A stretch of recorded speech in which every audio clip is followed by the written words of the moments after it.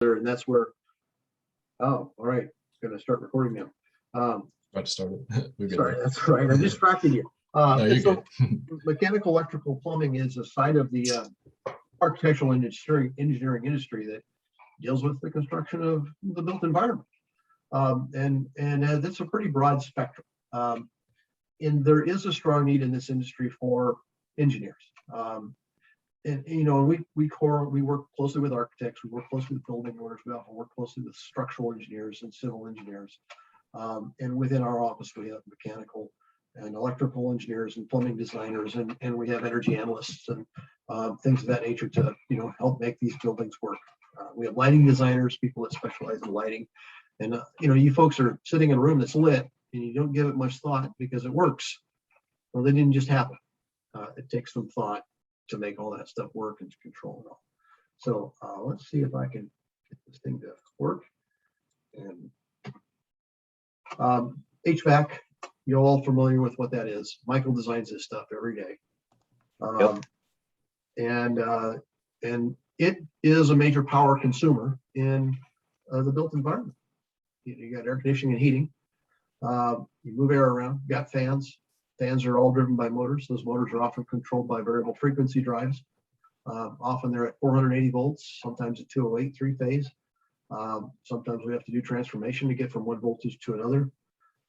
There's pumps, there's boilers, there's things that, you know, draw in air and use fuel to make hot water or steam to heat the building. We got chillers, all kinds of things that are necessary to make a building go, and all those things take power, and we got to know how much power and where it needs to be delivered in order to design the building and design the switchboards and everything that gets the power to where it needs to be. And that's just one side of our industry. There's more to it. And I'm going to go into this. So you're going to see a lot of mechanical first. And I want you to see that because electrical has to feed this stuff power. So it's good to know that it's out there. And then Michael can chime in if he wants to throw a few cents worth in there for the benefit of mechanical engineers who might watch this presentation separate. Sure. All right, and so we talked a little bit about this. The mechanical folks are probably going to see some of this in their classes. Psychrometrics is really about delivering air at the right temperature with the right humidity. Yeah, so these are mostly built around trying to deliver comfort. And it's not as simple as simply like, oh, just increase the temperature or decrease the temperature. We've got a lot of humidity control we've got to work with, and we got to have a really strong grasp of thermodynamics, enthalpy, humidity ratios to try and get that to happen. So on the left there is a snippet of a program I think is called Tracer Train. They've changed the name, and so that kind of just models room space temperatures and kind of all the energies and thermodynamics that go into that. And on the right is the psychrometric chart where you dive into the nitty gritty of how air and moisture work together. So speaking of feedback, who's taking EE 233 or any of the other classes right now that are maybe using op amps? And you got that feedback loop that provides control and keeps the thing from going crazy. Now that's not just electrical, that's mechanical too. There's all kinds of feedback that we have to deal with to keep the building from going too hot, too cold, or crazy in some other way. And that little thing that you're learning about that creates stability in a circuit, well, it applies across a broad spectrum of different systems. So it's analogous to things that are done in the mechanical arena. All right, and these are probably things you've all seen. Everybody look down on top of a building and see those air conditioners sitting up on top, just roaring away. And they didn't just get there. And they come in a lot of different sizes from different manufacturers, and they do different things. Sometimes they're heat pumps, sometimes they're plain old air conditioners. Sometimes we have maybe a DX system in them, and maybe there's a heating element that uses natural gas. More and more, we're going to something called variable refrigerant flow to keep buildings temperate at the right with high levels of efficiency, so we minimize the carbon footprint of the building. But all of this stuff that goes into these buildings, we got to figure out how it's going to fit in there, and how we're going to connect it up to the appropriate utilities, whether it be a rooftop unit, hydraulic plant where we've got chilled water flowing around, and cooling towers outside rejecting the heat that's created by chillers. Or a simple split system that might be used in a building like your house, or maybe a computer room, to air handlers that are bringing in chilled water and maybe hot water to temper the air and then move the air where it needs to be. So all those big boxes, engineers figure out how to make that work, and we're the ones who do it. We were talking a little bit about this. Anybody worked in a commercial kitchen? Anybody had a job like at a restaurant? Ever? Yes. Yeah, right. And whether you're washing dishes or working over the grill area, there's a lot of air movement. And it turns out kitchens can be one of the more difficult things to try to temper, because you're drawing so much air out from exhaust. You got to make that air up, or you're going to end up with a low pressure area. Michael can speak to the complexity of that. Yeah, they tend to be energy hogs. They'll suck in a lot of air. You've got to make it up. You've got to figure out all the routing around it. There's usually a lot of health code requirements with them too, because there's special gases that are often going in those areas, grease traps and that kind of thing. I really don't like, yeah.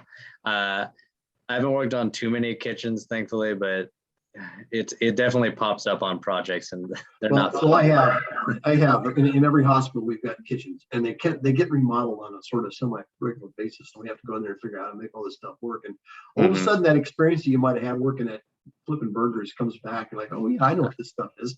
And so you might think that maybe a kitchen job that you had as a high school student maybe isn't worth anything. Surprise! If you get into this profession, you might find yourself crossing paths with some of these kinds of systems. And everybody eats, and if there's a kitchen, somebody's got to design it. We've got to get power to the different things that are in there that might need power. We got to figure out how to get the power of those things. Then we got to move the air in and out, so on. So it's not nothing. And again, it takes some smart people. Anybody been in a bar, restaurant looks like this now? This is kind of the new way. We used to not see that very often, but for the last 20 years, it's come into vogue to expose the ductwork. And you look up there and you're like, okay, well, I see where air comes down, goes around the room and distributes. Oh, and there's a place over there where seems like it's going back up. And there's an airflow to this thing. And then you see those neat lights hanging down there. They're illuminating the room just to the right ambiance. All those things are powered and they're controlled from somewhere, and they're lightly controlled so that the lights turn off at a certain time and turn on at a certain time. And there's a bunch of things that go on that are kind of behind the scenes stuff that, you don't think about. And then what happens if the power fails? You don't want it to be dark in there. People wouldn't be able to find their way out. So we've got to find ways of keeping some of those lights lit so that people can safely egress the building. And it's kind of the same with ventilation too. We have to put in a lot of smart systems that can recognize when there needs to be increased ventilation and when we can, temper things down, so we're not just blasting air into an empty space. And there's a lot of sensors and technology that we got to work with electrical engineers to recognize, okay, we're seeing an increased CO2 demand right now. Let's pump up the ventilation. The increased CO2 probably means there's, 80 people in the bar right now. Maybe there's something going on. So it's a lot of coordination with electrical to try and make these systems smart and also efficient. And incidentally, we're talking a lot about general buildings, but most of the work that I do is healthcare related. I design hospitals, as we're kind of chatting about before the meeting. I talked about emergency departments and Evergreen Hospital, and almost, probably 70% of the work I've done in my career has been hospitals. Anything from linear accelerators to CT units, MRIs, surgical suites, central sterile processing departments, patient care, patient bed floors. I've got a big project right now down in Olympia. We're renovating a substantial amount of Providence St. Peter Hospital.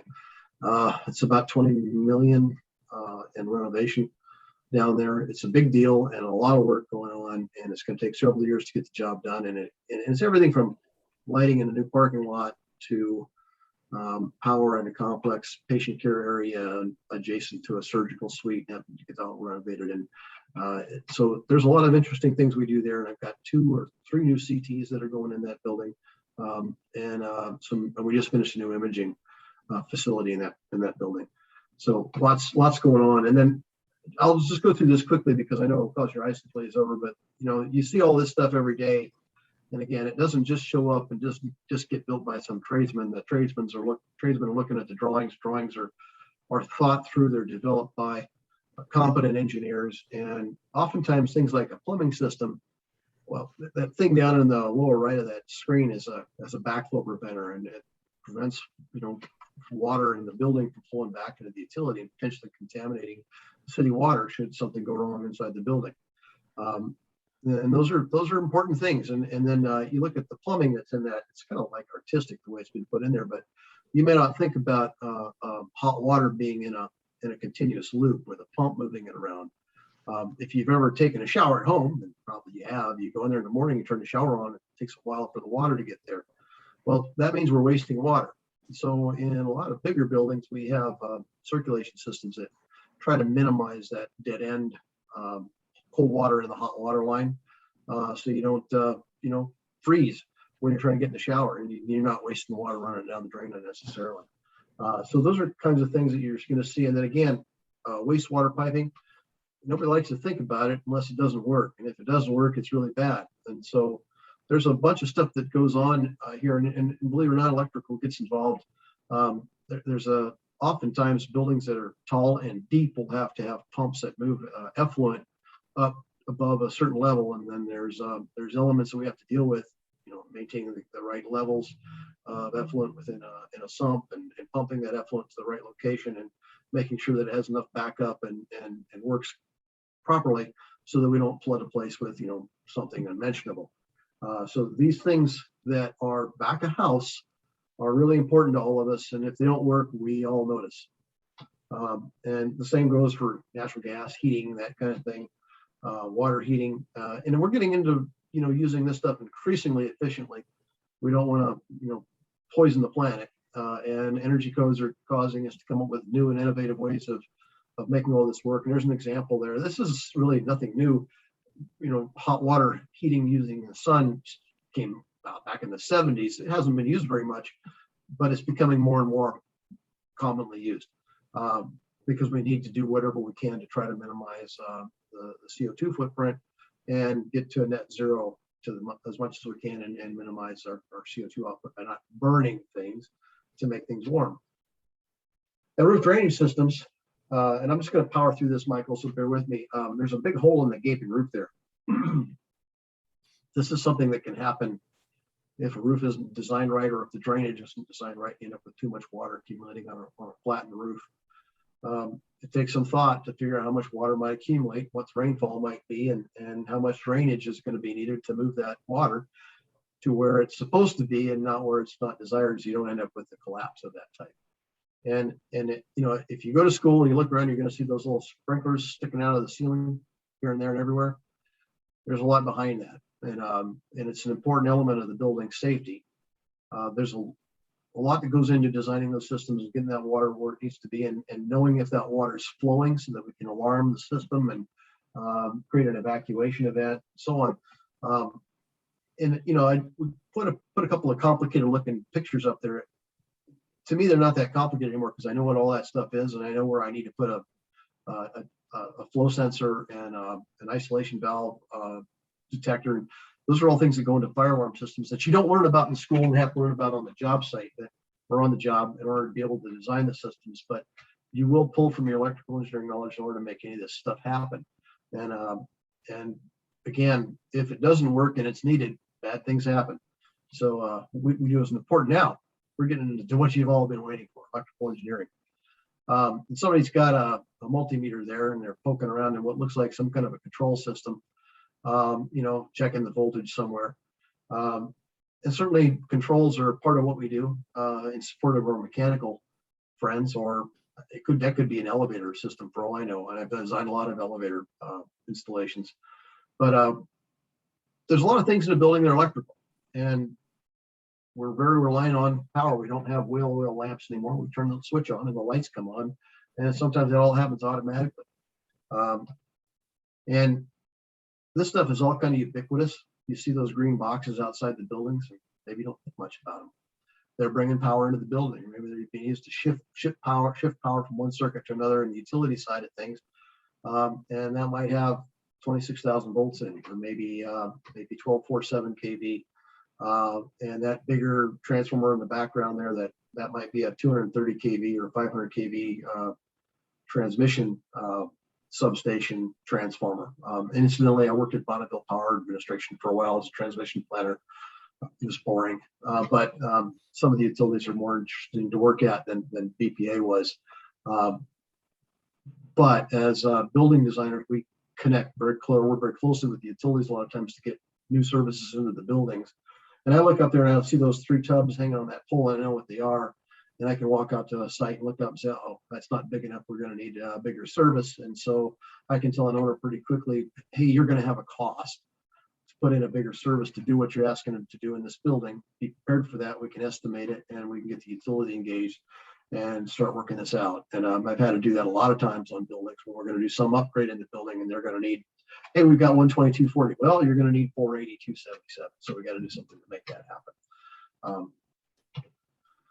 And this stuff, again, is all back of house. You don't see it unless you're going to the back room. And I don't know who picked this picture, but this is awful. This must be during construction. Somebody's got wire hanging around and a wire way open. And this looks like telephone line hanging around with one. So I hope that's a construction picture, not how it is when they walked into a job site somewhere and we're going to do a renovation. I'm presuming that's during construction.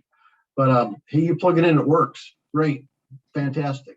How much power does it take? How much power is on that circuit? Is that circuit overloaded? Did we design it with the right size wire? What's the overcurrent protection? The protection, where does the power come from? How did the power get to that panel? And how is it metered? And there's a lot more than that that goes along with it, like protection systems to protect from faults and interior lighting. Again, ubiquitous, you see it every day. How is it controlled?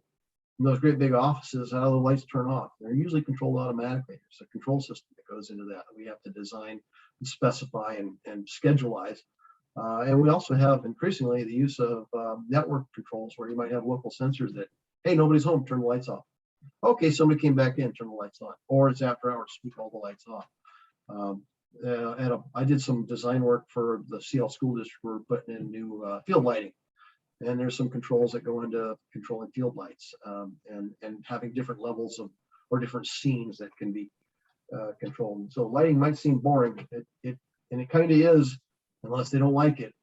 And exterior lighting, we have lighting designers that help us design this. But again, all that stuff takes power, and there's controls associated with it. And then my favorite is backup and emergency power system. These are all systems that I actually designed and was participating in the installation of. There's a CAT 3408 or 3508 generator there, and then 3512, and then that third one down at the end, that core, that tan color generator, we're in the process of replacing right now with another 3512 1500 kVA generator at a hospital. That's a generator control switchboard in the upper left that distributes power from the emergency plant to places around Providence, St. Pete's. And the other generator up here on the right behind that little fence enclosure is brand new, just got tested about 2 weeks ago. It's at Olympic Medical Center in Port Angeles. And down below there's the one-line diagram that I concocted for that building. I designed the building and then designed the power system. And then we added a generator at a later date. All right, so I wanted to talk to you EE folks about something that you don't learn or you maybe touch on EE 215 and EE 233. And that's three-phase power. Anybody come across that yet? No. Quiet, silence in the room. One of my capstone teams is designing an electric boat, Okay. and the industrial sponsor wants to buy a wrecked Tesla. Mm-hmm. And a wrecked Tesla uses 130 kilowatt three-phase motor. Yes, it does. So these students get to figure out how to drive or control a big ass three-phase motor that drives cars. You bet. Except they'll drive a motor prop instead of wheels. Yeah, and that's a real thing. They're doing that now. They're making tugboats that are hybrid, and frankly, ships, ferry boats, and cruise ships have been using electric drives for a very long time now. They generally use a set of diesel engines to provide power, but now some of those vessels are going to a battery system to reduce their carbon footprint, and tugboats are being built with small and large generators, small generators for putting around and transiting, and then they have their big main engines that they'll engage when they're actually doing heavy work. So they're not pumping out on excess amounts of carbon dioxide and wasted fuel. Again, that's all three-phase power. And I did some three-phase power design with ships in my first two jobs, both at Washington State Ferries and then later at UW Bothell Associates. And every vessel I worked on was a diesel electric, including a passenger ship that we designed. But you will encounter three-phase power. So I wanted you to please consider some coursework in power and energy systems and develop an understanding of three-phase power, transformers, generators, synchronous machines, induction motors. And those courses at the UW are now EE 477, which is a power system fundamentals class that's offered as an elective, and then EE 478, which is power system analysis. And they've combined that. It used to be a 2-quarter set. I think it looks like it's just a single quarter now. Both those classes give you some really good tools in your pocket should you be interested in working in the power industry, whether it be for the utilities and the marine industry, for a power company, or in the MEP field. Those are going to be essential. All right, BIM. We're doing building modeling now more than we are drawings, where we're actually going in and designing the buildings and figuring out where everything fits. And this, tell us a little something, Michael, about this picture that's in here. Is this something that came out of Revit and is rendered? Yeah, that is. And there's more and more emphasis these days on being actually able to see what we're doing in a 3D level structure, and Revit does that. And I put a note on there too that there's current push to also have VR and AR capabilities within Revit. I've seen it used, and it's pretty neat. Basically, you get to walk around your construction of all these different systems as if you're there. It's pretty trippy and weird, but it's kind of helpful so that when you're designing something, you can actually see what you're doing and not physically grab it, but virtually grab something and be like, okay, actually I need to move that, down the way a bit, or I need to route this around here, or this is causing issues with that. It's getting pretty robust. And see how things are physically going to fit. And for a while I worked at HNTB. We were doing light rail station design. We were doing it all in Revit. Because they really wanted the thing to go together quick on the job site. A lot of stuff was going to be built modular, and frankly, it just needed to fit. And we had to fit all these things into small spaces. And there's a fair amount of plumbing and ductwork that goes into these things, and then a bunch of conduit that had to come from the electrical room up to the canopy levels and controls and backup lighting and all this stuff. And it's when we used to do this design work before I was in the field, they were doing it by pencil on paper. And then they started doing AutoCAD 2D. Well, we would run into regular conflicts with other trades. A pipe and a conduit wanted to be in the same place, or needed to pass each other. Maybe there wasn't enough room, or we think we had room to run the pipes and the vents and ducts and electrical. Oh, but there's a big piece of structure in there that didn't show up on the drawings the way we would like it to. And now what do we do? And then it can turn into a very expensive, big deal on a job site when things don't go the way you want them to, and now we got to find a solution. Well, we can hopefully head all that off by doing three-dimensional design. And again, you're not going to learn this at the UW because they don't have time to teach it to you. It's something you can learn on the side. And if we can offer internships this summer, we'd certainly be hoping to get some folks into the office and give them an opportunity to get their hands on some of these systems and learn a little bit about the lost art of drafting, drawing, and design, and doing it in 3 dimensions and physically modeling the building. So if that's of interest to you, definitely something to think about. And then trained thermal modeling. This is something the mechanical engineers all shudder about because they have to do thermodynamics and they don't like that class. But I like it. Yeah. I liked it, but that's my thing. I did my undergrad with a lot of like thermal, and yeah, it like we talked about earlier, Train and Trace is the thermaling modeling software that gets used the most. that takes into account the people load, electrical load from equipment, to solar load from lights, to radiation passing through walls, all these different factors that go into how is heat getting absorbed and let out through a building. That's what Trainer Trace does. What are those things in that picture? What are those tank looking things that are sitting there in that picture? The what? What are those tank looking things that are in this? What are these things? Tell me what They just look like probably, I'm guessing due to the piping, it's got probably. those are probably chillers, right? Yeah, Those look like chillers, and they make a neat noise because they're driven by they're usually driven by a VFD or a set of VFDs, and sometimes they're staged. But that's what makes cold water. And really, Yeah. the Or interesting hot, thing, yeah, or hot water, but most commonly, well, you can get hot water out of chill. It usually goes into the condenser loop, but you could use that to heat something else. But chillers are kind of interesting because that's what in bigger buildings keeps the place cool. We circulate cold water rather than just blowing air around. And then maybe there's a variable air volume box nearby that has a coil in it that injects some cool air where it's needed, or it's up in an air handler. But I kind of got exposed to this stuff when I was in the Navy, and even though I was a sonar technician in the Navy, I was specializing in electronics and chasing submarines and acoustic analysis. I got my ESWS pin and learned all about the ship's propulsion plant, which kind of opened my mind. And that's really how I decided I wanted to go into electrical engineering, because I got exposed to the ship's service turbine generators and power distribution system. And I thought, well, this is kind of cool. This looks a lot more practical in the real world than sonar. Nobody's chasing submarines out in the civilian world.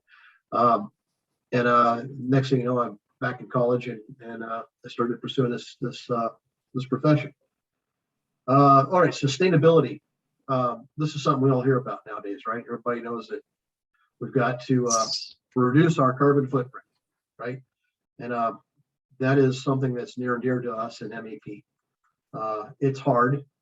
It's interesting. We have to find new ways of applying technology or new ways of heating and cooling buildings to optimize energy efficiency. You'll find that lighting is a major draw of power within buildings. Used to be, and probably in the building you're in now, maybe you still have light bulbs that are incandescent, or maybe they're fluorescent. Certainly in your school building, you might have some fluorescent lights around, but maybe things are going to LED.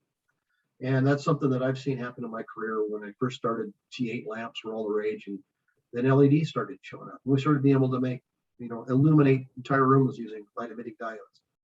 And the amount of energy that was consumed went way down, because the voltage drop across an LED is so low, and the technology allowed us to put out many, many, many lumens.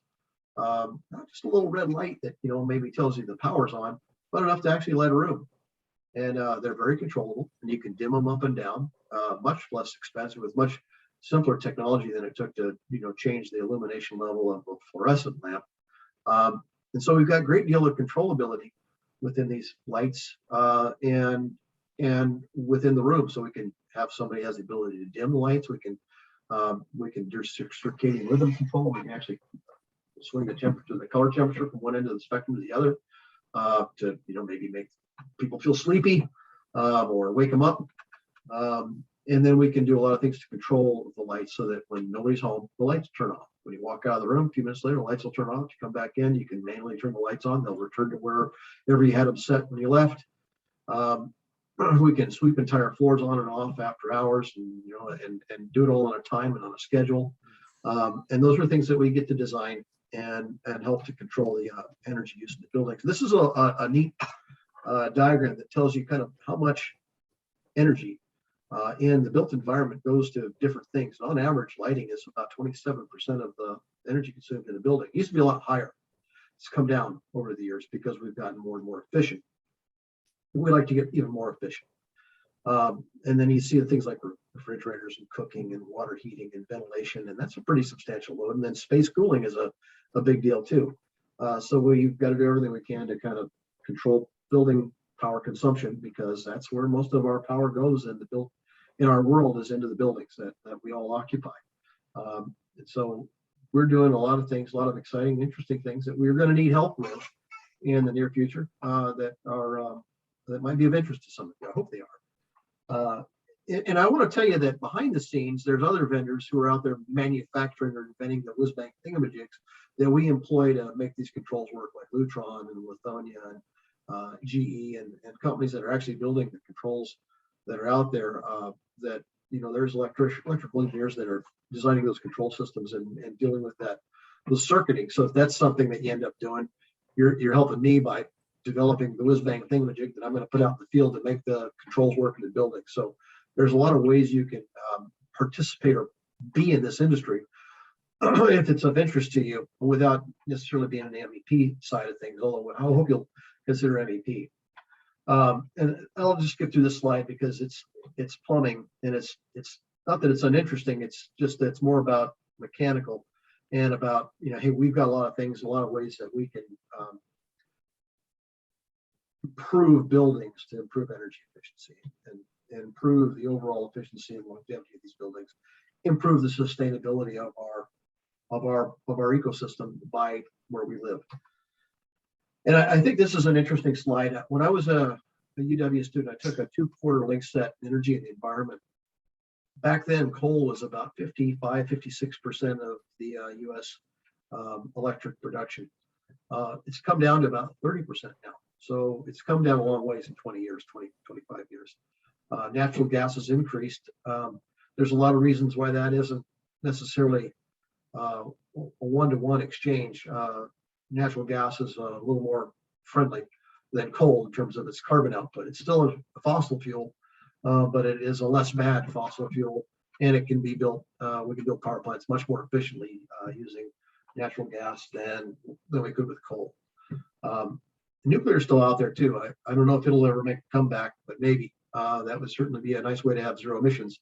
It has some other side effects that people are fearful of, but and then we all have seen solar panels and wind farms and ways of using renewables to power our built environment. Sort of connected to this is our industry is going to be doing a lot of work over the next, I don't know how many years, improving buildings, either building new buildings with higher levels of efficiency or going back in and figuring out ways to retrofit existing buildings so that they're more energy efficient. Sometimes we just can't. Building just doesn't got the right floor heights and we can't fit the right stuff in, but we're going to look at every way option we can to try to maximize energy efficiency within the built environment, whether it be a built existing building or something brand new. And fortunately, well, frankly, the energy codes that are out there are going to force our hand. We're going to have to build that sort of thing. And then really that's to force the owners to deal with these things, because if somebody's interested in just the lowest first cost, they're not going to want to build something that's energy efficient. They're going to want to build cheap. Well, codes don't allow them to do that. We have to comply with building codes. We have to comply with energy codes, and we have to build buildings so that they're energy efficient. And then we have to come up with ways to do that in a cost-effective manner. And that's where you need some gray matter. So a little more about sustainability. Michael, did you want to talk about this slide? You put this together. Did I need to back up and not steal your thunder? No, it's fine. I was putting it on there so we can kind of talk about a little bit of like job forecasting as part of that. And it's why our industry is so busy and also why we tend to have a lot of job security is we're all trying to move toward this idea of net zero. And like we talked about in the slides, a huge portion of that energy lost comes from the buildings industries. And so we have new standards in place, and I put a couple examples on there. Japan and Canada are planning on all new buildings by 2030 have to be net zero. Seattle's by 2050. There's other codes going on in place, like we talked about, that are trying to retrofit older buildings to be net zero. These are just in there to kind of talk about sustainability and also showcase the kind of the job security and job forecasting as we move forward. That's what this is really about. There's a lot of work in energy and electricity and heating and transportation, and the MEP field is going to be We're getting pretty much up to our ears in this. We already are. And then I wanted to introduce you to a bunch of companies that are local, that are MEP firms. These are companies that and they're not on here in any specific order. Of course, I put Sazan at top pole position. That's my firm. But like I said, Michael and I both used to work for Stantec. I worked for Wood Harbinger for a time. I also worked for Mazzetti Engineers. And I've known people at a bunch of these other firms. McDonnell Miller is mechanical engineering or a mechanical contractor that does engineering in-house. McKinstry is kind of the same. They do in-house engineering, both electrical and mechanical. But these companies are all local. Trust West is down in Tacoma. PAE is in Seattle. Rushing's in Seattle. They're actually on Lake Union. PS2 Engineers used to be not, and they got bought out. I've got friends over there that I've known for a long time. They used to be just mechanical. Now they're MEP. So if you're interested in this sort of thing, write this down. Hold on, it's really quick. I'm going to change the slide. No, I'm just kidding. But you can also do a search if you want to see who's out there. MEP, just look up MEP engineers or engineering firms, look up HVAC contractors. A lot of electrical contracting firms like Becca Electric, Prime Electric, and Sequoia Electric have in-house engineering. They use designers, they use detailers to figure out how to fit everything together. And Sequoia's tried to recruit me a couple times to be their chief electrical engineer, and I don't quite see eye to eye with their building their owner in terms of how I have a different design philosophy than he does. He build things a little cheaper than I'd like to, so I've never taken the bait. But and then I wanted to kind of introduce you to career paths within this industry, and let you know where the starting salaries are right now today, and it's of course depend on DOE. We start in the 60 to 70K range. It goes up pretty quick after that once you kind of get your foot in the door. And again, if you're like me, I had the naval background, and then I had some marine design experience. So I wasn't a completely new hire right out of college when I started in this industry. So, the pay scale is a little hard to really judge because it's dependent upon who you are, what you know, and what job you're going to fill. But if you're going into an entry-level designer position, that's where you might expect to start, and it goes. We just go up from there.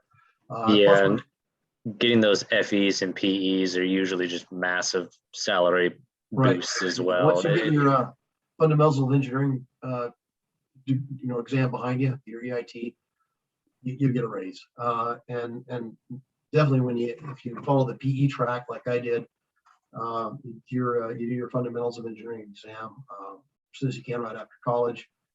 You get 4 years under your belt, and you apply for the PE and you take that exam.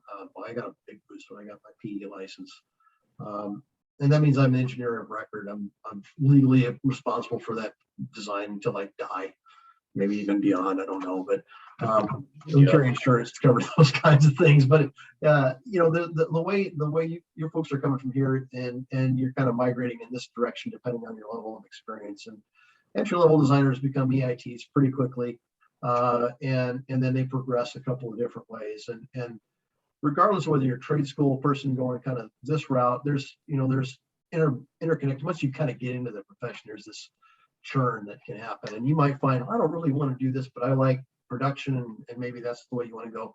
Or maybe you like engineering, or maybe you like project management. You want to push money around and kind of engineer things, and delegate tasks and manage projects. And that to me was a hard step to take. I like to design things. It's sometimes hard to hand off these tasty little design morsels to others to design because they're kind of enjoyable to work on. But I've gotten used to it now, and I kind of like doing it. And I take I get a lot of joy from seeing other folks succeed in areas where I used to, feel like, this is my work. I want to do this. And then there's no direct path to, leadership within these firms. It can come from anywhere. You don't have to be a PE and an engineer. It helps, but it doesn't mean you're going to be a good leader. It might mean you're going to be a great senior engineer, and maybe you're going to be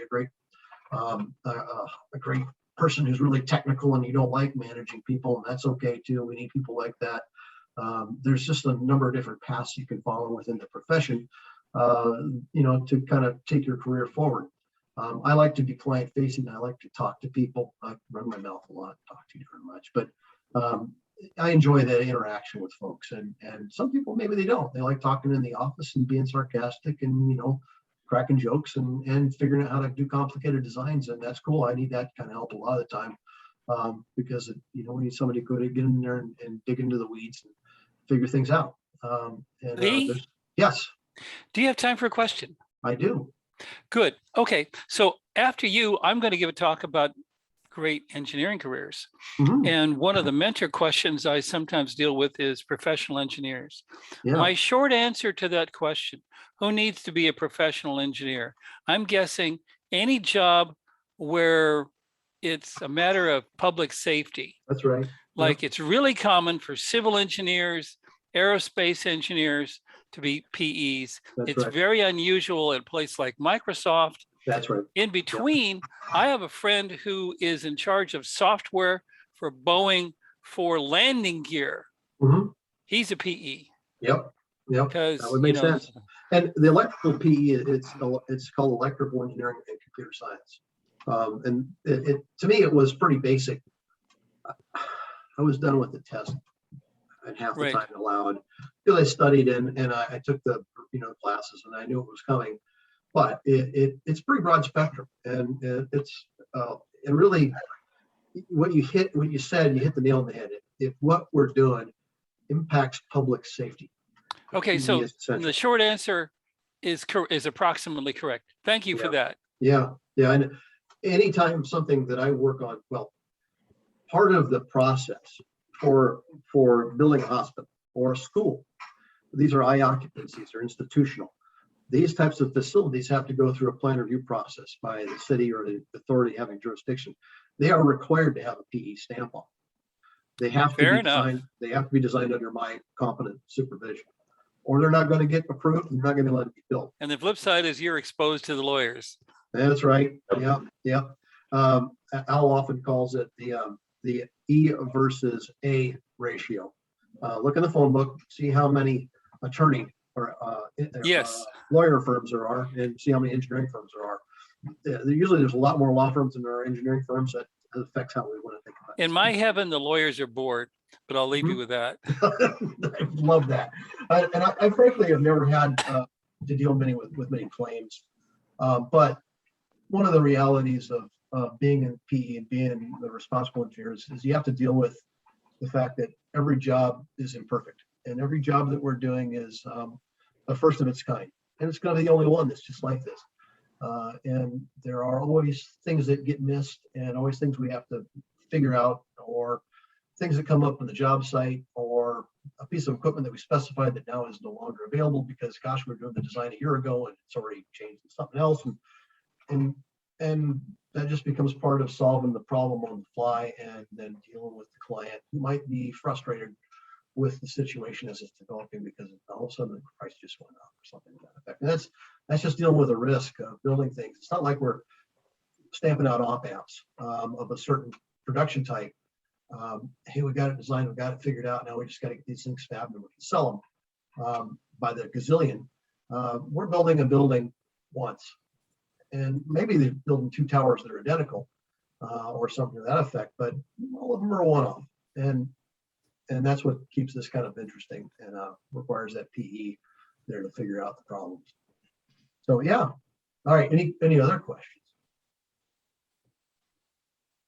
You've got more slides. I think I probably do. Nope, that's the end of it. Oh.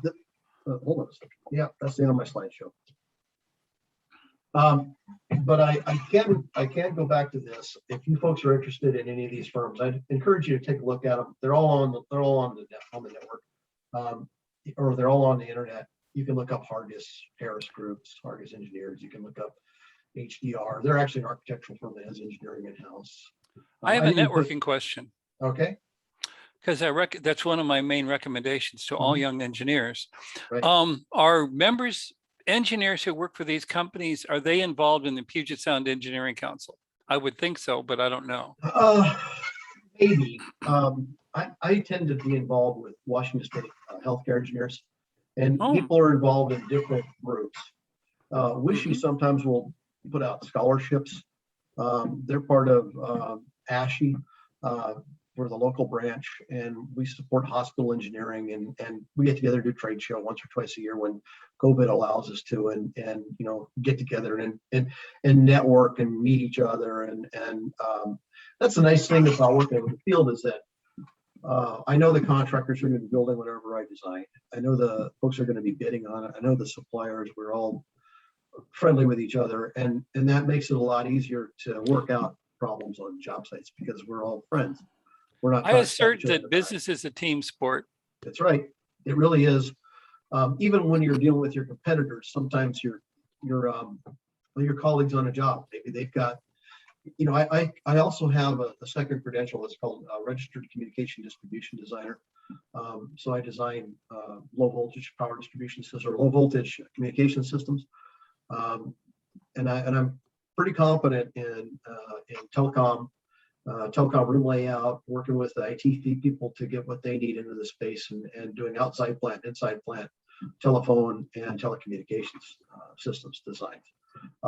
So that's a sidebar, and it's another avenue that, you know, one can specialize in within this industry that isn't mentioned. And then I would also mention that part of our firm called Sazan Environmental does environmental engineering, and we also do studies in optimizing and value engineering job sites, and then solar power studies and things of that nature, and then commissioning. It's very important to build a building with all these controls in place to go in there and actually validate that those controls work and get them working together correctly. Every system, every HVAC system, control system has an overlaying control systems that might come from a ATS automation, or it might come from Johnson Controls or Siemens, that makes all of the things do what they're supposed to do. And it oftentimes in hospitals will have a user interfaces at the power plant where they can remotely control the valves and HVAC systems and chillers from the power plant control room. All that stuff's integrated, and they've got computer displays that show all that stuff. And there's electrical engineers that work in those environments that design those systems and the control interfaces that go into that sort of system. So there's a lot of ways you can be involved in the building industry and kind of land in it as an electrical engineer without really thinking that was where you were going. But there's so many different facets to this industry that there's a tremendous amount of opportunity for engineers, whether they be mechanical or electrical, to get into the field. And then I'm going to suspect folks are probably interested in, well, maybe I want an internship, something like this. And I can tell you that we do internships at Sazan. We probably have, we're not that big of a firm. We have an office in Seattle, we have an office in Portland, and an office in Tempe. We probably have about 130 people in the firm. We will often have, I don't know, 3 or 4 interns a summer. It's been a little harder the last couple of years because of COVID. I'm hopeful that next summer we'll be able to have folks in the office where you can actually, you know, work with engineers and designers, have your hands on a computer, do some Revit design, learn power systems, that kind of thing. But you'll also find that there's other outfits that do that, like Sazan Energy or Hargis Engineers or Stantec. They all do internships, and you know, I put a little link down there in the corner. That's our careers link, where we post job opportunities, and we will probably post internship opportunities. And one of my goals was to make sure I had an opportunity to make you folks aware of any internships that we are going to offer as summer approaches, so that you can think about, you know, applying and seeing if this is something that you're interested in. And frankly, if you come in and you do an internship and you get paid to do an internship, and turns out you don't like this industry, you still gain something. You learn that you didn't like this and you don't want to do it. You'll go in a different direction. And on our side of the fence, we get to test you out and see if we like you, and maybe we'll want to hire you. And you know, like I said, I fell into this thing by accident. I went to do a capstone design and I got hired. And I came back and told Professor Elstrakawi, hey, I went and did what you said, and guess what? I got a job. And he just about jumped out of his chair. He was so excited to see that happen. Good for you. Yeah, and you know, that's what we want to do. We want to help you. If this is an area of interest for you, we want to make sure you have an opportunity to pursue that. And you got to know who to look for, because, like I said, you all know who Boeing is. You all know who Microsoft is. You know who Hewlett Packard is. You know who Intel is. you never heard of Sazan before until I said, hey, can I come talk to some students, right? And now you know what Sazan is. And I don't know how many of you might have known what MEP was, but I bet you do now. And that was really what I wanted to get in front of you folks with is hey, there's another industry here that you probably don't see. It's that hidden job market that you've maybe heard about somewhere. And there's a bunch of companies around, and all you got to do is keep your eyes open, keep your head on a swivel when you're driving around, riding the bus or whatever, and you see those vans going by and they have some company name on the side. Oh, I wonder who they are. Johnson Controls. And maybe it's Roland, who does nurse call systems and speaker systems and audio systems. Ironically, I've done Microsoft jobs through this industry because they're always needing those big tech firms always need massive amounts of cooling, and a lot of them are trying to do what's called a CUP, a central utility plant, to power their whole thing. And so that's us again, is us trying to make their systems work. One of our major clients is Boeing, Mm-hmm. and another one is Facebook, and there's a couple of other firms that we can't talk about, but we've done work for a lot of those big firms, and their systems work because we made them work. We're behind the scenes. We're the elves back there and getting the systems all so that they work, so people can be in those buildings and do what they do to deliver the systems that or equipment or airplanes or cars or whatever it is. By the or way, it's a school kitchen. A small comment. I have been hanging out on and off for the last 5 years with the local outfit called Engineers Without Borders. Mhm. And they're mostly civil and mechanical engineers, or many electrical engineers. And usually when I announce that I'm in electrical engineering, they say, well, we have this pump we want to run. Where are we going to get the power? But a year ago, we had a presentation, year and a half ago, the last time we had an in-person meeting, we had an in-person meeting by Plumbers Without Borders. There is such a thing. Yeah. I had Everybody needs my, plumbing. that's right. Well, they do. And it's so ubiquitous. We don't think about it very much. And that's a good thing, because if it wasn't broken, we'd think about it a lot. Yeah. Well, if you go back 150 years to about the time my great grandfather came here from Sweden, the number one killer of children in America were waterborne illnesses, right? And so it's a relatively recent time, in the last 100 years, that people have had indoor plumbing, the ability to have good sanitary. Which caused their life expectancies to explode. Yeah, well, true. A lot of people used to die young. That's right. Or as babies, because they get dysentery. And we're here to make sure that doesn't happen. And we take those systems for granted, but if they fail, we don't take them for granted so much. Which is why the plumbers are busy all over the developing world. That's right. And if that toilet upstairs all of a sudden starts to leak, you're going to think about plumbing. But otherwise, you don't think about it very much, because we've done a good job of making it almost transparent. It's just there. Yep. It just does what it's supposed to do. It just sits there boringly doing what it's supposed to do, and that means we did our job right. We need your help making sure that that continues to happen. All right. So I don't need to belabor this. But if there are any further questions, I'd certainly like to hear them. And then let's see, is there a way? I'm going to stop sharing. Let's stop sharing here. And I do have a little handout. Bear with me just a second. Oops, didn't work quite right. Okay, I'm going to share this again with you, but I wanted to get it out of the. I want to see if there's a way I could get this right. Okay, I gotta wait for Bluebeam to open now, and it slows down when Zoom's on. I gotta get a new computer. Yeah, and that's one of the things it was on the slide as well, is Bluebeam's extremely helpful for us for PDFing and edits and sharing information. It's funny how much we use it as engineers to get our information across, but man, does it slow down sometimes. And well, it's a really cool tool, and you can sketch on it and you write notes on it, and we can review drawings and do all kinds of cool things. All right, I'm going to show Bluebeam is an application, I assume? It is. It's like Adobe, but it's a little higher powered. It's not cheap. It's a couple $100 a year per copy, but we use it extensively. And this is Bluebeam. I just opened it up for you. And so if you haven't seen this, It's got, we put toolboxes in here so I can like sketch up. If I need to do a markup, I can sketch up electrical stuff. And you know, there's all kinds of engineering review tools. Nice symbol table. Yeah, this is really pretty basic, but I can also sketch things up in it. We've got the tools on the side, and then I can stamp and seal plans, right? I can, oh, I need to put my stamp on something. So I'll go over here and let me just put my PE stamp on here, right? Bam. Yeah, custom measuring and all that. It's there it pretty, is. Now it's been stamped. It's official. You can run it through plan review. I'll take that off. But I can do all that stuff in Bluebeam. But I got this little this is the brochure I wanted to share.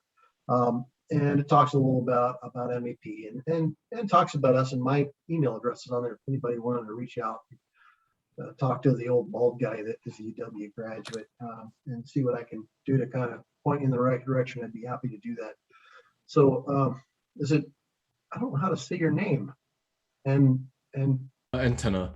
It's like a TV antenna if it makes it easier. Oh, hell, that's I was gonna say that, but I was afraid to. I didn't want All good. I didn't want to say something stupid and make you feel bad. Yeah, Antenna. I'm the same way. So Yeah. If you want to email me at lswanson, that's Sazan.com, I can send this to you, and then you can share it through IEEE to whomever might be interested. And then I also created this little guy here. Where did it go? Sweet. Oh, this one. I just created a printout of that slide I showed you with all those company names. And I want to tell you, this is just some of the local firms. I went through and made this in about a half an hour or 20 minutes. I didn't, do an exhaustive. There's more firms out there than this, and it's got our contact information and a little information on who you can talk to, and just some of the local firms. Okay. So if you wanted that, I can send that to you as well. I send that to Nicole. So she has it already, but if you want to get it direct from me. Okay. I could just get it from her as well and then share it with her. IEEE that would work. Okay, Thank you. Well, there you go, folks. I'll stop sharing and I'll turn it over and then I'll get out of your hair. But do reach out, and if you're interested in internships, and it's always worth checking out these different firms and seeing when these opportunities come up as the summer approaches. And it never hurts to just send an email to the HR person and say, hey, I'm an engineering student and I'm interested in an internship.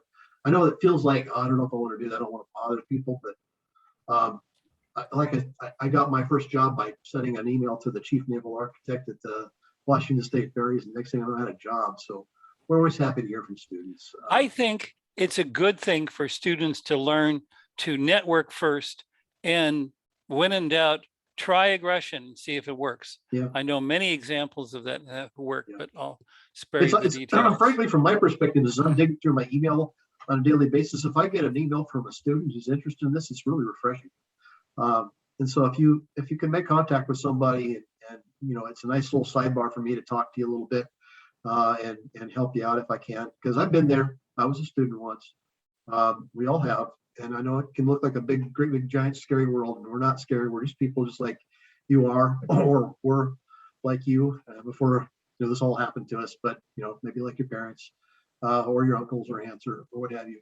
We care, and we want you to succeed. We're glad to help if we can. Yeah, thank you Anything so else? much. All right. If anyone has any questions, feel free to ask, I suppose. Okay. Well, I'm going to sign out, and don't be afraid to contact me if you have questions. And I live in Bothell. Mhm. I live close by, so if ever there comes a time to come over to the campus and visit, I'm more than happy to do it. I'm Okay. sending you a test message because there was too many Lee Swansons to choose from on LinkedIn. Oh, just try L Swanson at Sazan.com, and let's see. Wow. I'll tell you if it came. I've got my email open right now. I got one from Eli and one from Sean Tryan. Haven't seen one from you yet. Send it to l.swanson at No, just L sazan.com. Swanson, all one word, no dot. Oh, well, I'll do that again. But what'll probably happen is it'll go into the catch-all folder, and then front desk lady will send it over to me.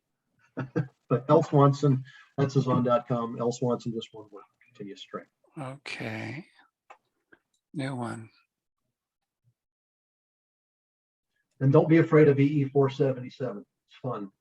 I'm telling you, it's a good time. You'll learn all about the square root of 3 and why it's in our powerful problems and why it's a part of KVA versus KW and so on. That confuses people.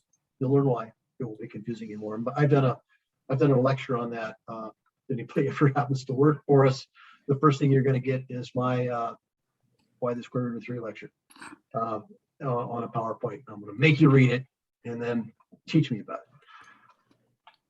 Yeah, I had to take something similar, and I can't remember why it was important, but I remember it kept popping up. It does. So- It's in there. All right. I'm going to sign off. And thanks for giving me your time today. I don't know if I could remember where the sign off button is on this doggone Zoom thing. There Yeah, should be bottom some right. leave in the corner. Oh, it's over there behind my other computer screen. All right, folks. Thanks a lot. Yeah, Have a thank you good so night. much. Cheers. See ya.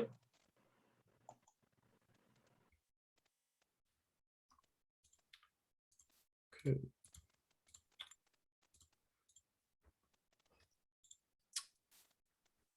For our next speaker, we'll have Joe. I'm are you here. ready to give that or Sure. sweet? And you should have share screen privileges already enabled. So Good. So I'm going to hit share screen. Boom. Okay. So you tell me if you can see this all. it looks good. Okay. I just began my 6th year as a professor at UW Bothell, but I spent 42 years in industry. So this is my distillation of some of the things it takes to have a successful engineering career. And I'd much rather you have successful engineering careers than not, or like have to move into marketing or something. Okay, so this actually was the logo for the IEEE Seattle section. I'm a fellow, that's another story for another day. I work here now. These email addresses connect to me. So what I want to talk about, we have an hour and 20 minutes. We won't get through all of it. We'll get through some of it, the essentials, which is basic career advice.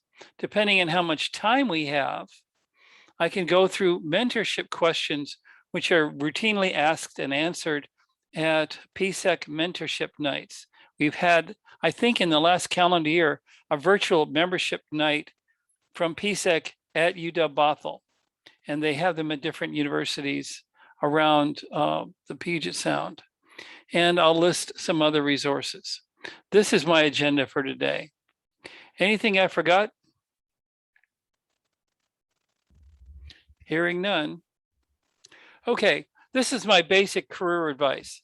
If you're actually playing video games in the background and remember just one of these points, as a speaker, I win. This is a summary. I've got slides to talk about each point in detail. But the basic list, first of all of you are going to be professionals. You're going to manage yourself. If you're expecting someone else to manage you, you're in the wrong trade. Get used to it. First thing. Second of all, get used to the fact that you have to educate and re-educate yourself routinely, constantly throughout your career. If you stop doing that, you're going to have to leave the profession, by luck or not. Business is a team sport. You have to learn how to work in teams. And they're within your company and between your company and other companies and people at your customers. In order to be part of a team, you have to not only have the technical skills, but the non-technical relationship skills. I'll talk about what several of those are. Look for job opportunities that help you manage your career management, to help your career management goals, which I will suggest what they might be. Learn how to leverage professional societies because they can help you with those things. Finally, learn how to manage your time. And I'll talk about that, what it means. I took a seminar in time management at least 35 years ago, and it was very valuable. So That's the big list. There will be no test from me later, but there'll certainly be a test in your careers. I want by the time that you hit 71, and I hit 71 last Saturday, that you can look back and point to a successful career. Even better, I hope that at least 2 or 3 times in your careers, you get up and go to work and think, I get to go to work today, instead of, oh God, I have to go to work again today. I want you to have that experience. So you're professionals. You're not clock punchers. I would always expect you to be self-starters. Even if you don't have subordinates, you manage your own time and effort. And in your entry-level job, you'll certainly have a boss of some kind, and you will negotiate your objectives with your boss. And as you advance, you may get promoted into a position where you have subordinates. If you're very good at your job, this is almost inevitable. And, some vice president will walk in and say, who did that? And if somebody truthfully says, you did the job, they'll say, great, promote him. All you people now report to him. Okay. And you'll think, oh my God, I didn't plan on being in management. If you're good at handling yourself in a team, you'll have a lot of the intuition that you need.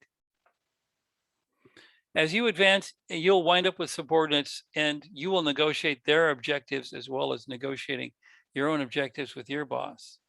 And my suggestion is be visible 2 layers up.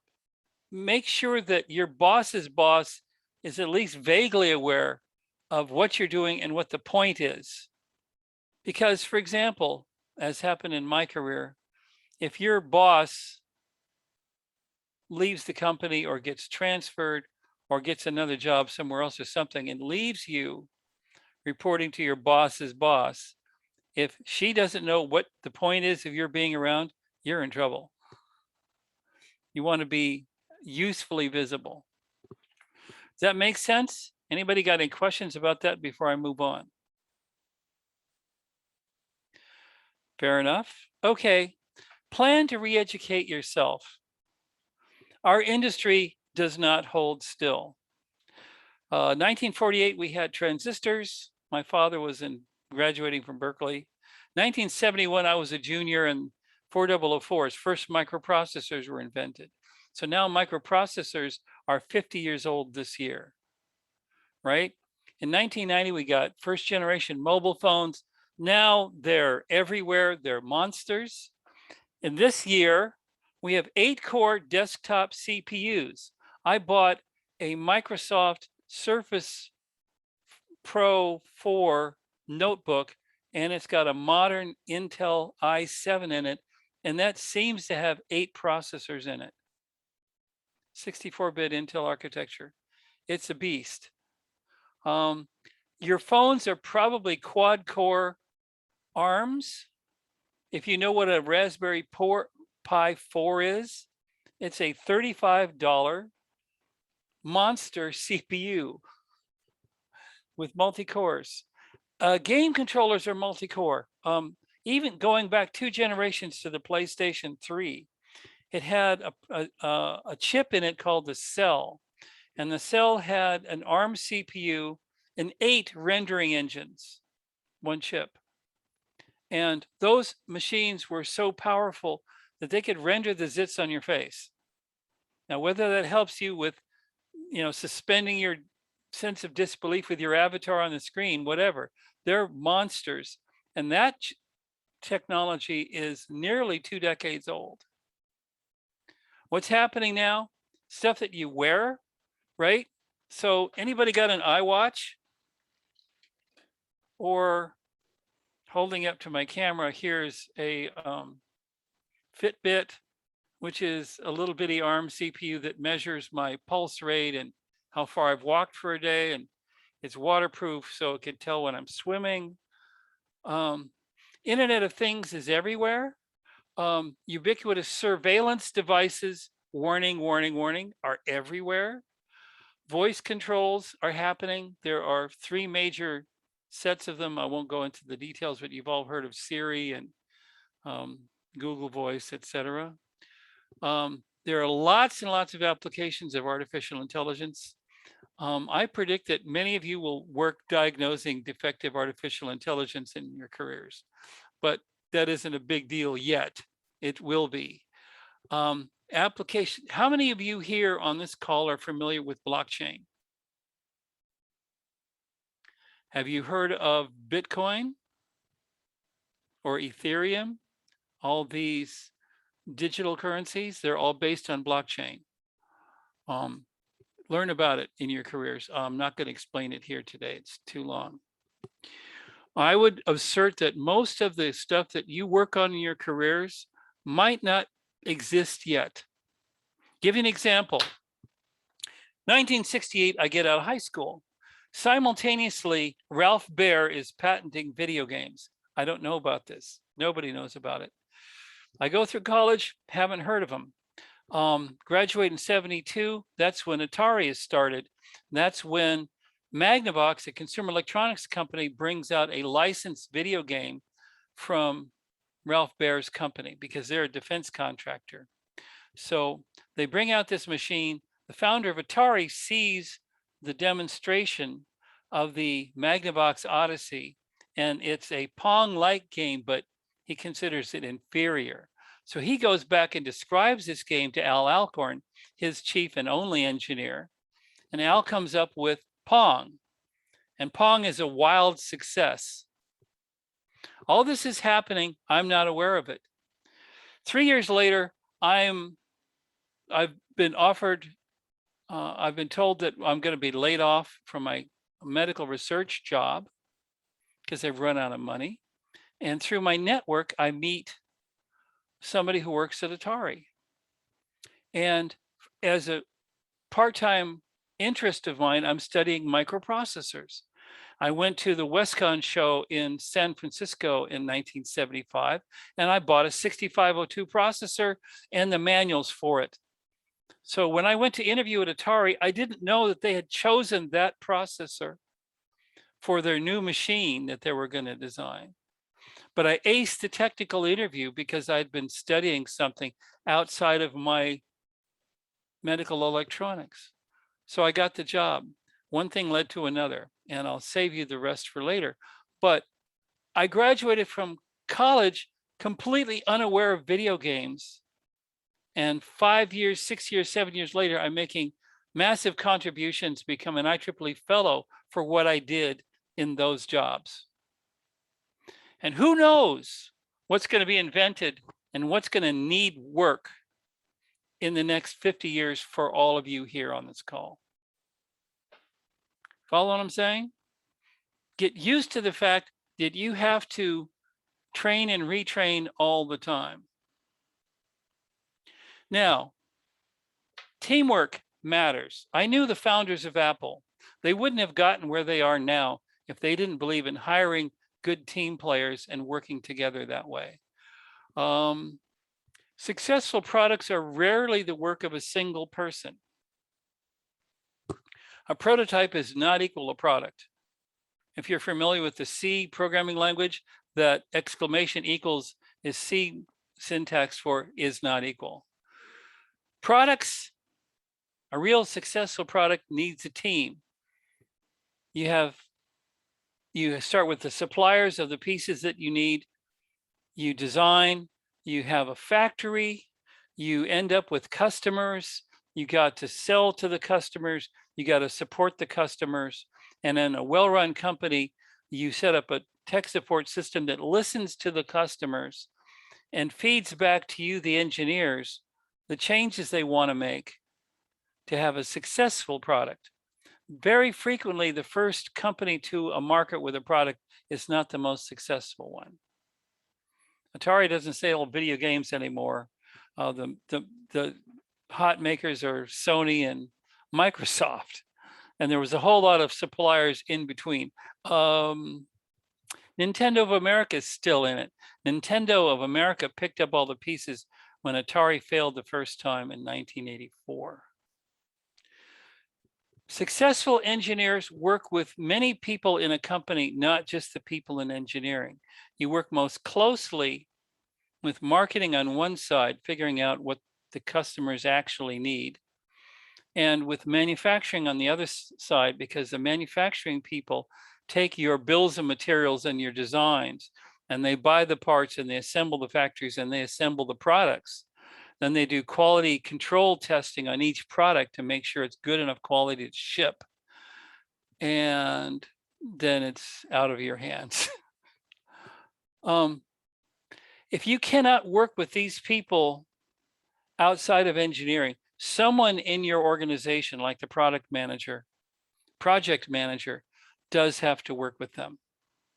Does that make sense? If you've got people who don't work well in teams, you don't last very long. I talk to a lot of the students who report on me on what it was like when they were interviewed for their jobs, which mirrors what happens when I interviewed hundreds of people and hired dozens of people in my career. They want to know two things. They want to know not if you know how to do the job, because almost no one knows how to do exactly what the job is. They want to know that you're smart enough to learn what you need to learn to do the job. That's the technical part.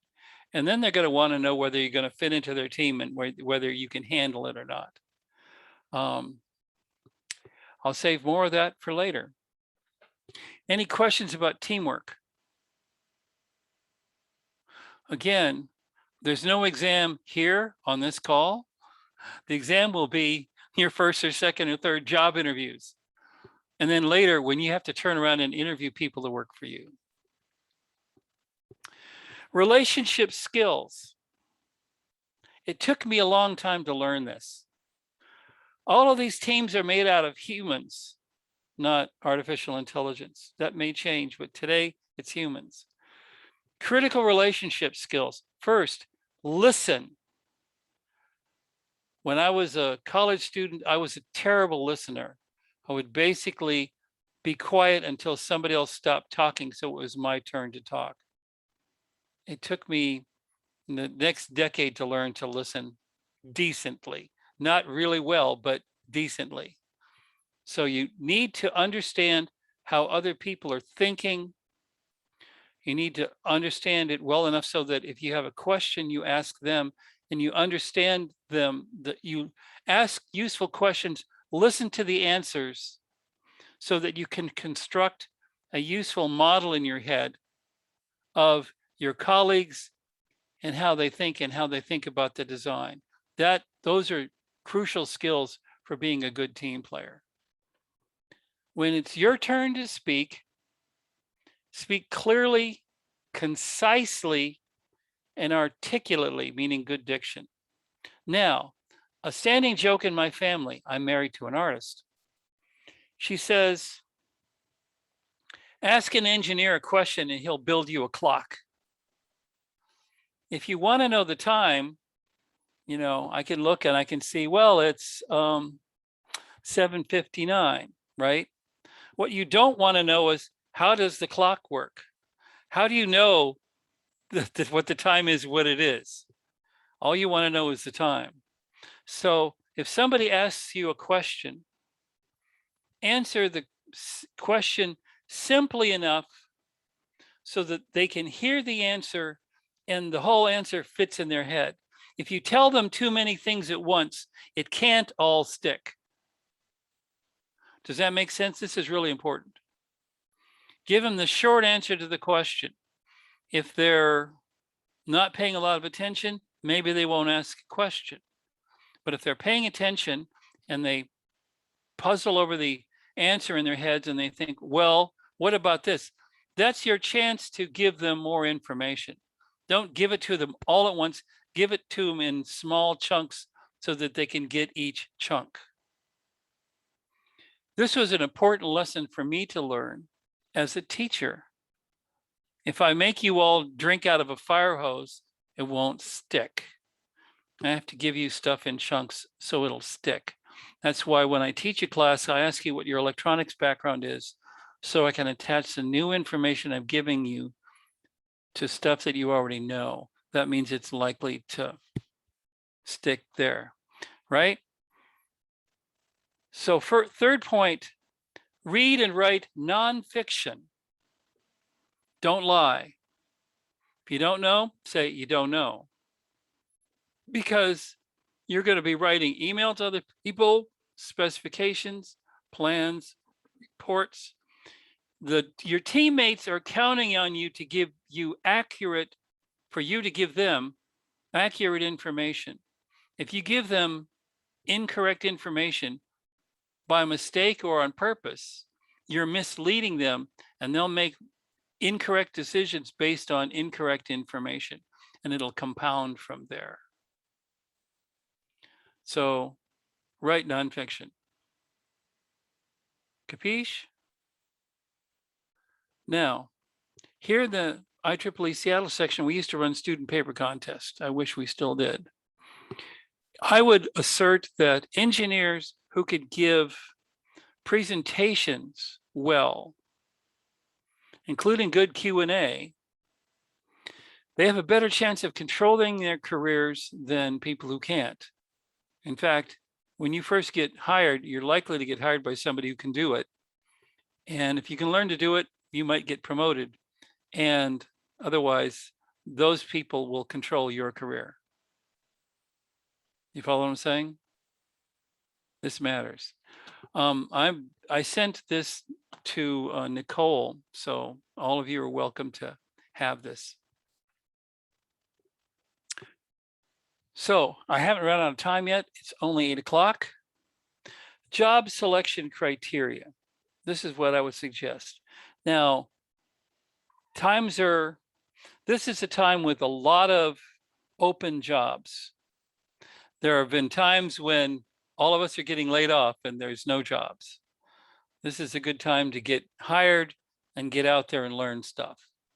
If you have the great luck to have more than one job offer, my first suggestion to you is choose a job that will teach you a lot that you don't already know, that you want to know. Because no university can afford enough equipment for you to blow up to learn to be an engineer. That happens on your first or second job. At that crucial junction in 1975, I was offered 2 jobs. One involved moving to Orange County, California, and working on medical microprocessor applications in medical environments. And there were 2 big attractions for taking that job. One was my family lives in driving range of Orange County. They live about an hour's drive north, depending on the traffic. And the other is I spent the 60s as a surfer in the beaches off Southern California, and Orange County has great beaches. So I think, yes, I could go surf again. Ooh. Right? But I was going to be their only microprocessor expert. There was going to be no one to be my mentor. At Atari, I got to go work for Jay Miner, who was going to teach me custom integrated circuit design, which is a really hot skill to have at the time. It didn't really matter to me that the application was video games. What mattered to me was I was going to learn this crucial logic design technology. And I took that job because I wanted to learn more about that. And it worked out well. First criteria. Second criteria, if the first item is the same, choose a job that networks you in your industry.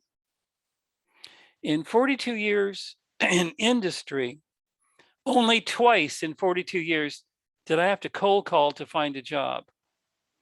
In every other instance, my network is so well developed that my network catches me before I hit the ground.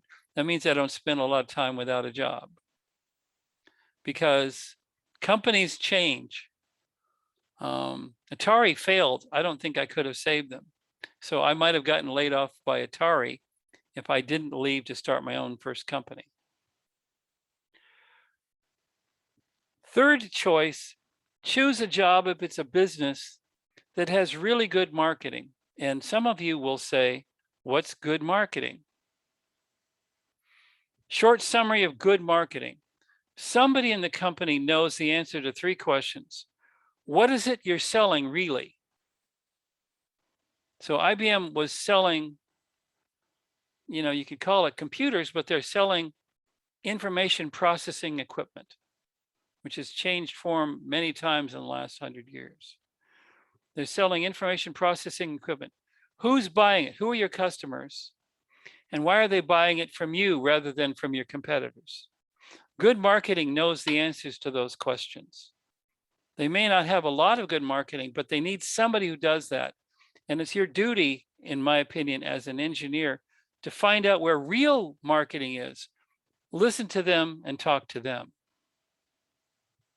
Example, if you invent something, go to the marketing people and say, can you find a customer for this? If you do that, your company will do really well. And your stock options will be worth a lot, so you can afford to buy houses like the one I live in. And if not, you may have a tough time of it. Conversely, listen to the marketing people. When the marketing people say the customers need this and this and this, leave a quality design behind so that you can quickly modify your design to meet the needs of those customers. Again, you do that well, you'll do very well from a business standpoint. Third choice. Fourth choice, in particular, choose jobs in quality-oriented companies. For a few times in the last decade, Apple Computer was the highest valued company on the planet, with market valuations in the $1 trillion range. That's how we should do it. We should say like, oh, can we get a cat or a dog? Kalani? And then be like, wait, if you don't let us get that, right? Kalani, did you mean to be speaking? Oh no, I'm so sorry. You know? Because the rest of us are listening to you. Okay. Choose jobs in quality-oriented companies. Apple Computer, a few years back, the last time I read the statistics, Apple Computer represents maybe 15% of the personal computer market. Maybe 12%. But Apple has earned a reputation over the last nearly 50 years for product quality. And Apple, selling its own PCs with its own operating system, makes more profits than Microsoft Windows and the top 4 or 5 Windows compatible personal computers. Because the loyal customers of Apple follow that. So Apple makes nearly 50% profit margins on their personal computers. Everybody else makes 10 if they're lucky, maybe less, because people will pay, they'll pay premiums for what they perceive as Apple quality. So I'm going to talk a little bit about that some more.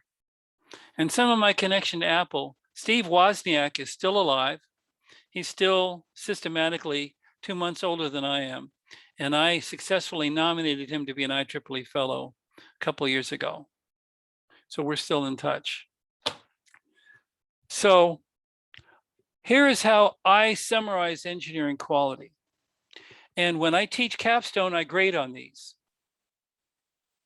First, you have to have a maintainable theory of operation, meaning that you write down all the trade-offs that you made in designing your hardware and your software.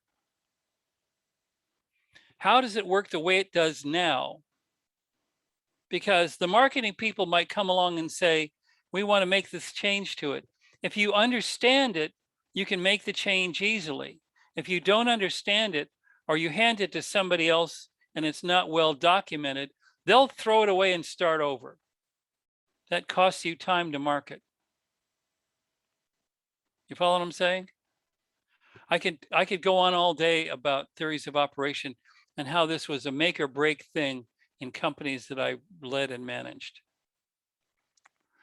Second one, have an adequate quality assurance testing program. Everything that you design and elaborate in the industry, you have to design it with testing in mind. How are you going to prove that the first version works to specification? And then when somebody manufactures a whole bunch of them, how are you going to prove that each manufactured unit works? When I left Atari to start my own first company, I did all the design work on the second machine. And then I worked with the manufacturing people to write all the QC firmware tests that they ran in production. And when the yield rate hit 95%, I thought, they're in good shape. They'll finish the job. I can go off and start my own company with a clear conscience. I thought the job is not done until they get good yields in the factory. Does that make sense? These are important. The final thing is support the end users in some way.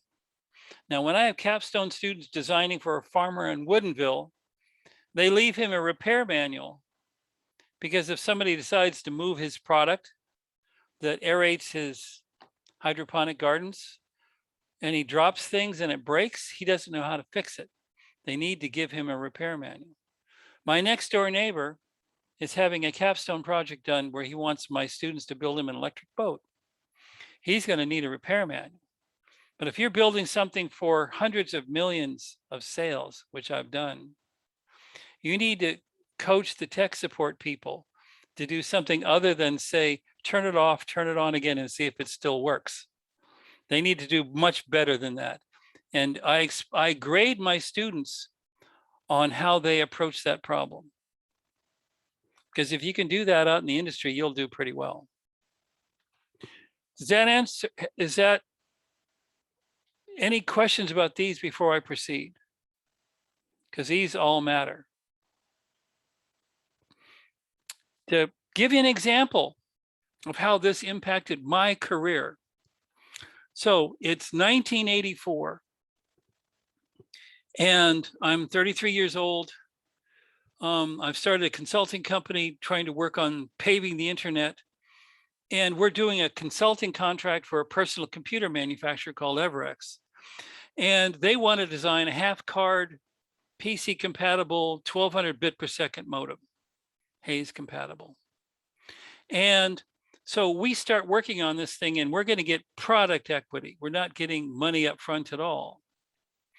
And I start talking to their manufacturing engineers, and I discovered that their manufacturing engineers have no idea at all about how to do quality control testing on a modem, how to tell if somebody put the wrong component in or didn't put it in at all, right? They have to be able to prove somehow that each one works before they put it in a box and ship it.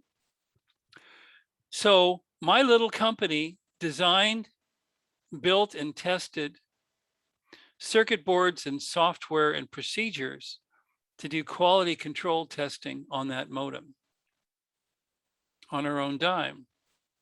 So a couple months later, my business partner gets in a financial dispute with the founder of the customer, and he wants to fire us. He stands up at a meeting to announce this fact, and the manufacturing engineer stood up and said, but these guys did this and this and this. The founder of the company changed his mind. The next day, he offered to buy us out. I made $800,000 over time from that buyout. And this is in the late 1980s. So this had a positive impact on my career. And it's because we were loyal to the needs of the end users and they needed quality control testing. Make sense? Capiche? Good. Okay. So let's go on professional societies and time management. We'll see where we wind up from there. It's only, what, 8:15? We got some time. So professional societies are a good source of ongoing education. Give you an example. My son, Michael, graduated Seattle in biochemistry in 2005. He went to work in a clinical chemistry lab. He learned to operate the lab equipment. He learned LabVIEW. From that, he learned database management. He got interested in data science. He went back to UW Seattle and got an advanced degree in data science. He's now in his 7th year working as a data scientist. Okay. In data science, he needs access to what's currently happening in that space. And he decided on his own to join IEEE because they're pretty good at collecting and publishing information in data science. So you want to retrain yourself to stay current. You want to retrain yourself to learn about a new field that you don't know about yet. They have lots of journals. They have online publications like Explore. They have conferences. They have chapter meetings. They have webinars. I was giving this talk about 15 years ago at Western Washington in Bothell. I'm sorry, in Bellingham. And there was a young woman who said she was interested in biomedical applications of electronics. And we had at that time a chapter of the Engineering and Medicine Biology Society. I said, okay, you should go find the IEEE Seattle section website, find that group, start corresponding with that group, find out where their meetings are, borrow a car or somehow get down and go to their meetings. Make yourself a little business card that says, my name, graduating this date, this is what I want to do. She networked, she started getting internships, she got jobs. I wish I remembered her name because she still lives in the Seattle section, working somewhere in Bothell for a company in this space. It's been a while. So network, meaning meet other engineers through your professional society. So you can, network within your company, outside your company in the same specialty, outside your company in new areas that you're interested in. When I was learning about microprocessors in 74, 75, I went to one of the first meetings of the Homebrew Computer Club. That's where I met the Atari people I interviewed with. That got me that job. Does that all make sense, ladies and gentlemen? Any questions about this particular before I move on? So, time management. Do you know anybody who's not busy? Do you know anybody who thinks, oh, I have lots of time. What shall I do now? I'm bored. Most people, like I worked my way through Berkeley. A lot of people are having to work their way through school. And if you've got a spouse, if you've got children, you're even busier. If you've got elderly parents to take care of, you're even busier. Mercifully, I'm young enough that my kids don't need to take care of me yet. Although I have to take my wife to chemotherapy every Friday. Okay, so imagine your life and all the things that you do. And imagine you sort them into 4 bins. Are they urgent or not? Or are they important or not? What you will probably notice looking at your life is that the stuff that's urgent and important gets done because it has to, because there are important consequences if it doesn't get done, right? Any dissension there? Right? Conversely, stuff that's not urgent and not important. Every day I go to the paper mailbox and I get magazines that go onto the, I'll get around to reading it stack. I get bills that I'll pay, and I get junk mail that I'll throw directly into the paper recycling bin. Done. The important insight here is that stuff that's urgent but not important, like the next tweet, the next Facebook nudge, the next episode of American Idol, whatever. That stuff is not important, but it's scheduled, so sometimes you think it's urgent. That can eat up a lot of the time that you might otherwise spend on stuff that's important but not urgent. Finding somebody to to form a family with. That's important, but not urgent. At the end of your life, you'll wish you had done that. But right now, it's not, it gets neglected because it's not urgent. You're in the process of educating yourself for your first or your next career. So that's important and urgent. That's in the first category, right? But you can think of a lot of other things that need to get done, like staying in shape, that are important, but may not feel urgent. On any given day, you might not walk 5 miles. Other days I will, right? So some of those things can get slipped. And there may be things that you want to do for the long term that might fall into that get neglected category, being crowded out by stuff that seems urgent but isn't really important. Do you understand basically what I'm talking about? If you all look at your own lives, can you think of examples of what goes in each of those 4 buckets? Anyone? I see a head nodding. I've only see one face. Thank you very much for the body language. I need that. Okay, so given that, make some time to stop and meditate. I don't mean take a nap. I mean, stop and think about what's important, especially over the long term, not just the short term. Go in your lives, get some data, right? I have these little paper pocket calendars, and sort of collect some data, you know, write down what you do every 15, 20 minutes, half hour, whatever, for a week. Get some data, and at the end of the week, collect it all and sort it into those 4 blocks and see where your time is really going.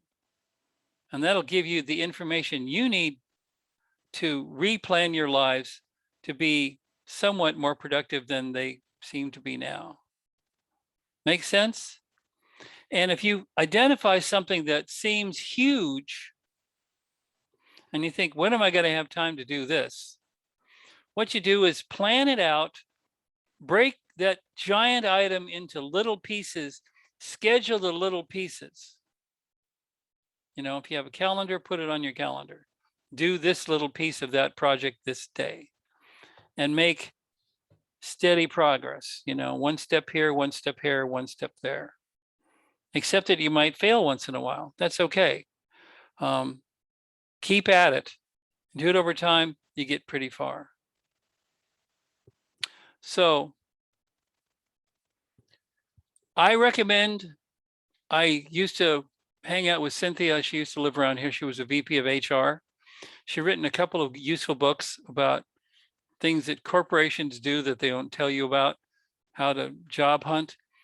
Have any of you ever heard of a book called The Mythical Man Month? It's a fantastic old book on managing engineers. Fred Brooks managed IBM OS 360, which was written in the 1960s and 1970s. It was the largest software project ever attempted at that time. It talks about how to break tasks into pieces that fit different skills and have people working together in concert are faster than any one individual by themselves. Engineering and Transition to Management, I've dog-eared this book because I got promoted over my head into management and had to learn it as I went. I really like Henry Petrosky, who's written several books on engineering philosophy. Invention by Design is my favorite, but I keep loaning it away and forgetting who I loaned it to. So I don't have a copy currently. If you want to know about patents, read Patent It Yourself by David Pressman. I really like 7 Habits of Effective People. And I really like a book called Crucial Conversations by Patterson et al.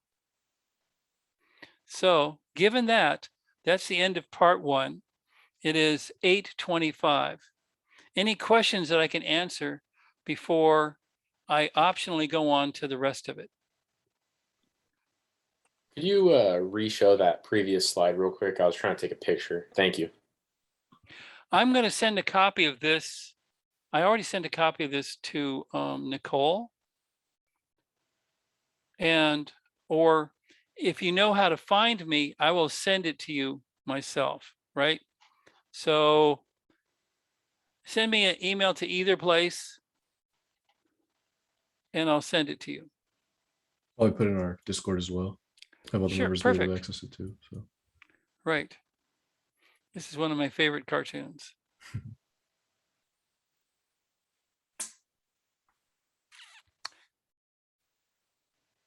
Any other questions? I have a question about like jobs with networking. Well, Yeah. guess I want a little more clarity on that. Like, is that kind of like more What I job? mean by networking is not computer networking. What I mean is meeting other people. Right. Do you know what LinkedIn is? Yeah. Okay, I invite you to find me on LinkedIn. Mhm. Okay. All right. Now, I was looking for Lee Swanson earlier on LinkedIn, but there's more than 24 choices. So I don't know which one to choose. My name is less common, so I'm easier to find. Right. So I'd be quite happy to talk to you about that. LinkedIn exists for that reason. The reason I'm involved in LinkedIn is mostly because I used to get lots of unsolicited job offers and I would hand them off to people I knew who were qualified who needed those jobs.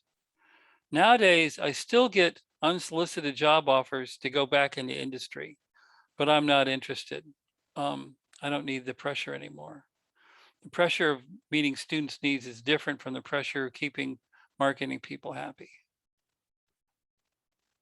I see. Thank you, sir.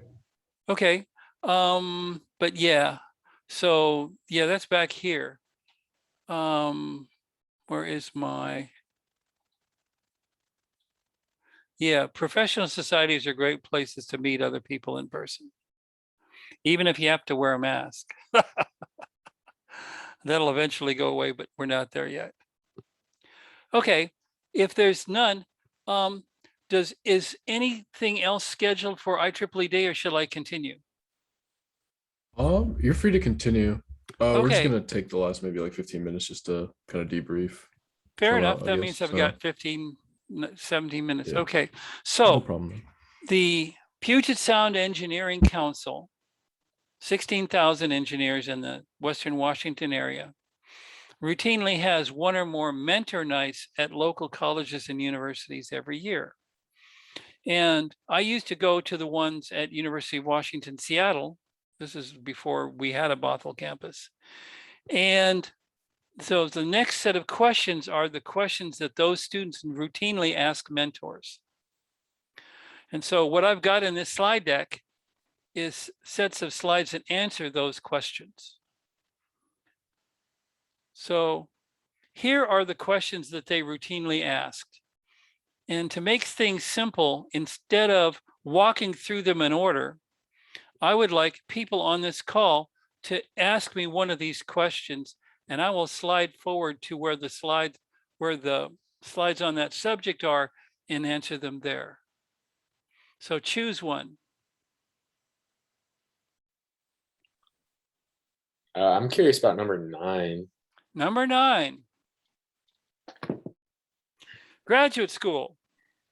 You can get a master's degree, and the Bothell campus now has a master's program. You can get a PhD, you can get an MBA, you can become an MD, you can get some other degree. My daughter is getting a doctorate in nurse practitioner at UW.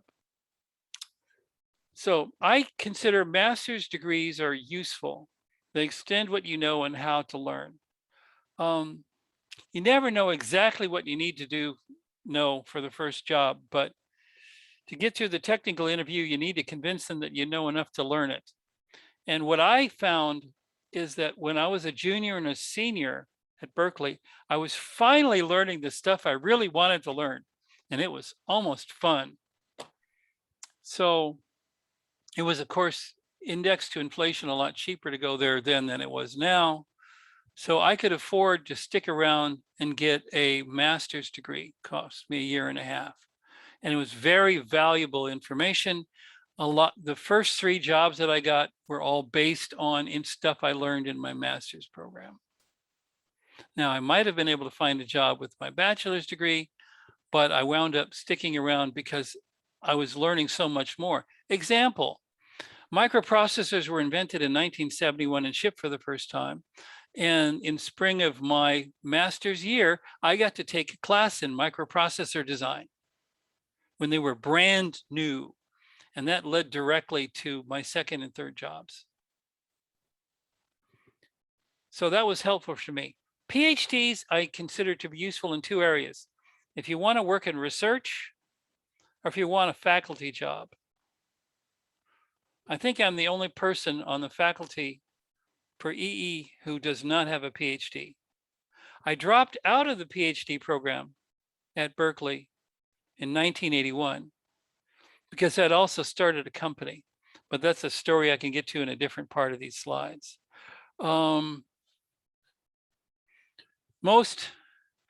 To teach graduate students in most accredited universities, you have to have a PhD. MBAs, Master of Business Administration, is important in management. And if your drives are mostly technical, go for master's degrees, PhDs. If your drives lead more to organization and teamwork, MBAs are useful. Now, frequently an MBA program doesn't want to take you fresh out of undergraduate into an MBA. They want you to get a bachelor's degree, go work in a company somewhere, learn about how companies work, and then come back and learn how to get an MBA. So it's sort of like what you get out of it depends on what you bring into it. And it's hard to teach how companies work without watching one up close. In my opinion, real good management, not the Dilbert view of management. Dilbert management destroys companies, but good management is crucial, and maybe it's overpaid, but it needs to be, it's hard work, and it's shouldn't be cheap. Did I answer your question, sir, Jake? Yeah, of course. You just said something about Dilbert management. Does that just mean poor management? Dilbert models terrible management. That's their main shtick. So anybody who acts like a Dilbert management, you don't want to keep working for that person. You want to go work somewhere else. Gotcha. Right. Okay. So let's go back here, because we have what? 9 minutes? No. 11 minutes. Okay. Pick one. I'm interested in 3. 3. Lowlights. Yeah. Okay. When you work in a company with inept management, aka Dilbert, they have poor marketing and or poor execution. Good idea, but can't manage their way out of a paper bag. Those lead to poor businesses and layoffs. That means you lose your job. May not be your fault. My first layoff, I was 20 years old in the middle of college. It was scary. I barely had enough money to, my father was laid off his job at the same day. If I wasn't lucky, I was going to get drafted and sent to Vietnam and walk point somewhere. Right? That was 1970. I was laid off the second time at 25 years old. And I found my next job through my network. But that was the second time I was laid off. Third time, Everex went belly up, chapter 11. I and all the people, all the 250 people that were in my reporting chain, we all lost our jobs. Through my network, I was hired at Microsoft, and I moved up here from the San Francisco Bay Area. In 2015, Qualcomm got permission from the Chinese antitrust division to buy Cambridge Silicon Radio, which is where I worked. And they separately announced that they were going to lay off 15% of their engineering staff.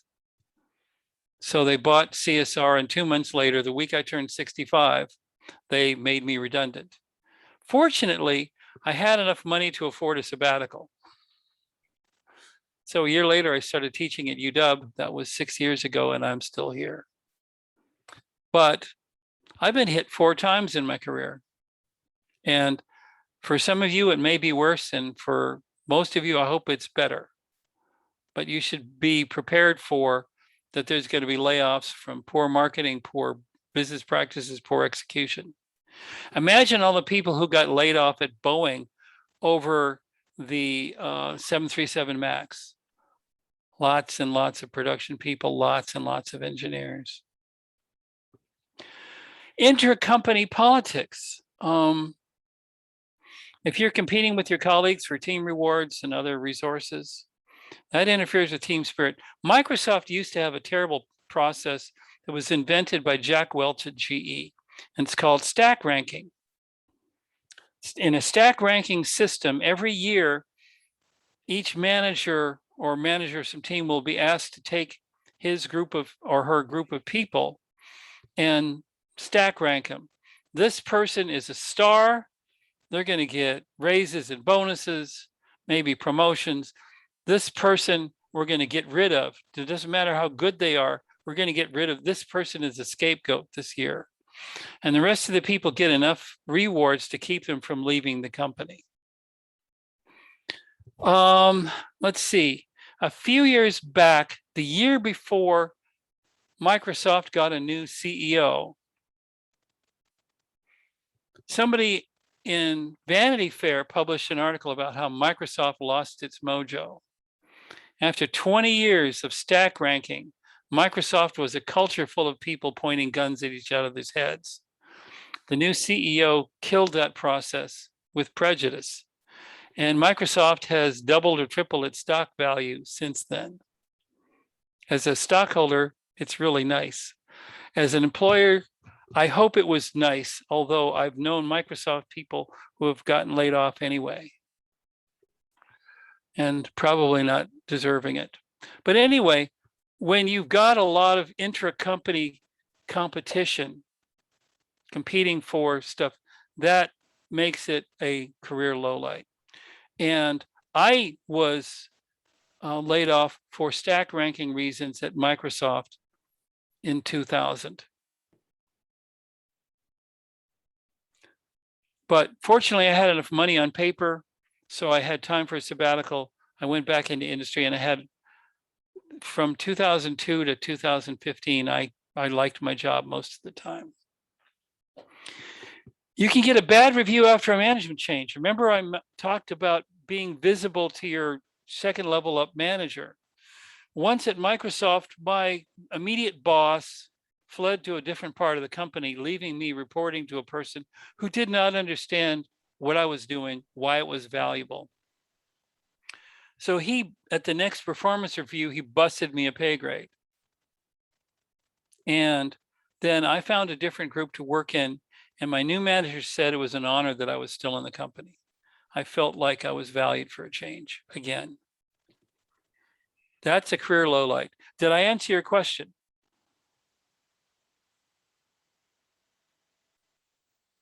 Hello? Yeah, sorry. Definitely. Okay, so we have time for 1 or 2 more questions. So here's some more areas to pay attention to.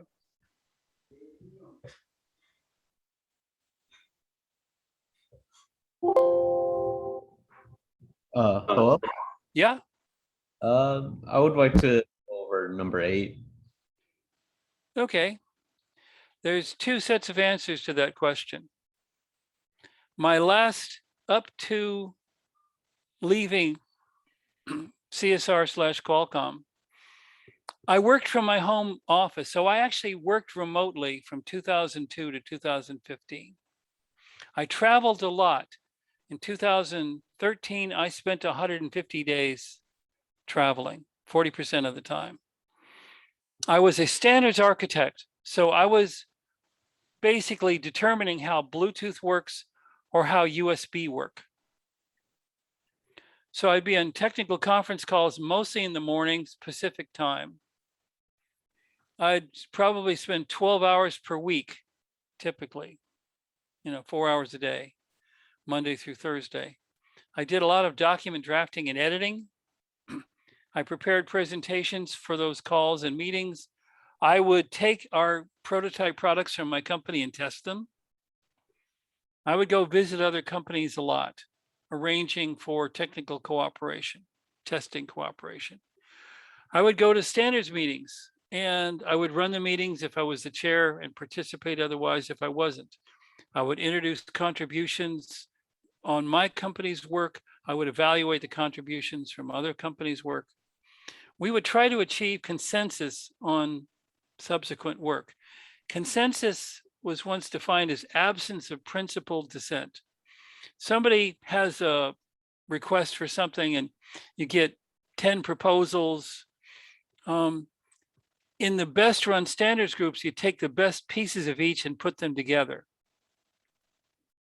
so that the subsequent result is better than any one proposal.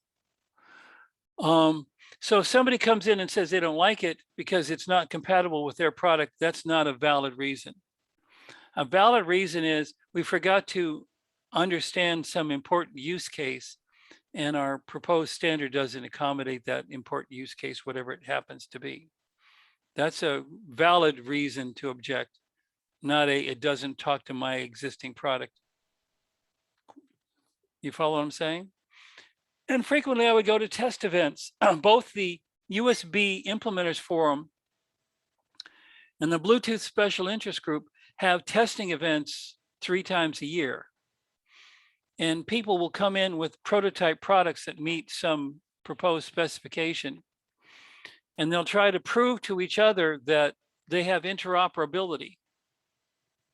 As luck would have it, for both organizations, they don't have patent pools in the usual sense, but the members of the Bluetooth Special Interest Group sign a membership agreement that says any patents that you have are shared with anybody else who proves compatibility with the standard.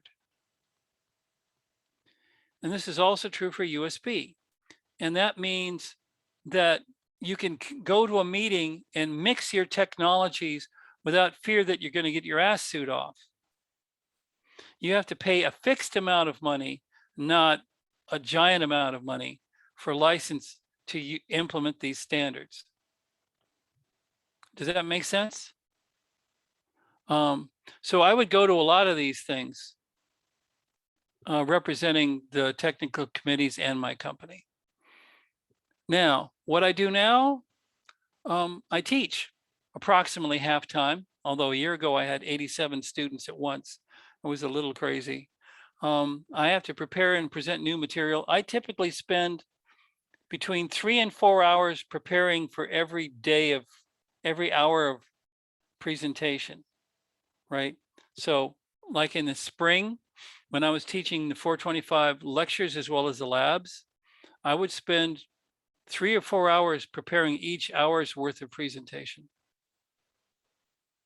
Not to mention preparing the exams, grading the exams, preparing the labs, grading the labs, that sort of thing.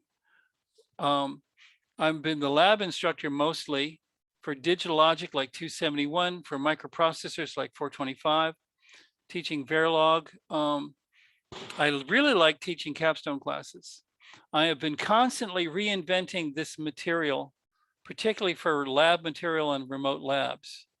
We were quite lucky. We had a meeting of the EE department at the end of, or in March, a year and a half ago. And we realized, oh my God, how are we going to teach remote labs? Oops. So we were lucky enough to buy a whole bunch of analog discovery modules before the rest of the industry noticed and bought the rest of them up. So we prepared a bunch of labs that used analog discovery modules for analog stuff and for digital stuff. So we cycled and recycled those through all of our schools. Now, here we are back kind of in person again. And I've discovered how to use the logic analyzer built into those MSO scopes in the labs. So we're going to be testing that on Thursday in 271. So yeah, I invent and reinvent and test stuff all the time. So let's look for perhaps, no, I think during your last 15 minutes, I'd say I'm done. Right? It's about that time. Thank you so much. I'm going to stop sharing and I'm going to hand control to you. If I can figure out where it is. Here, close up, stop sharing, bingo. Okay, you own the floor. I'm Thank going to you. mute out. Thanks again, Joe, for that presentation. Always a pleasure having you on.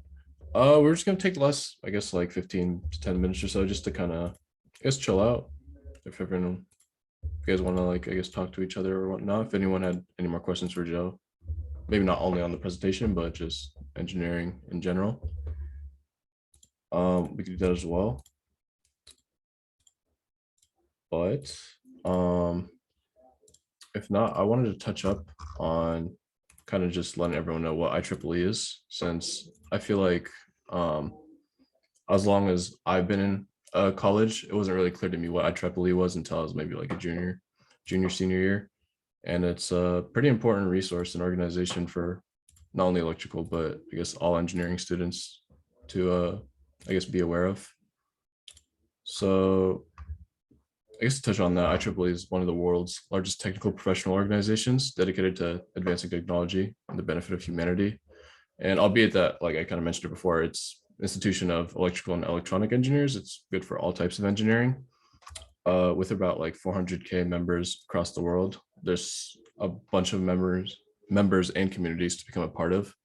And so I guess being a part of that is very beneficial for students like us, as it allows us to kind of reach out to different groups, different branches of electrical engineering and computer engineering, and kind of, I guess, get accustomed to whatever branch that we're interested in, and I guess like reach out to groups of that or people within those groups.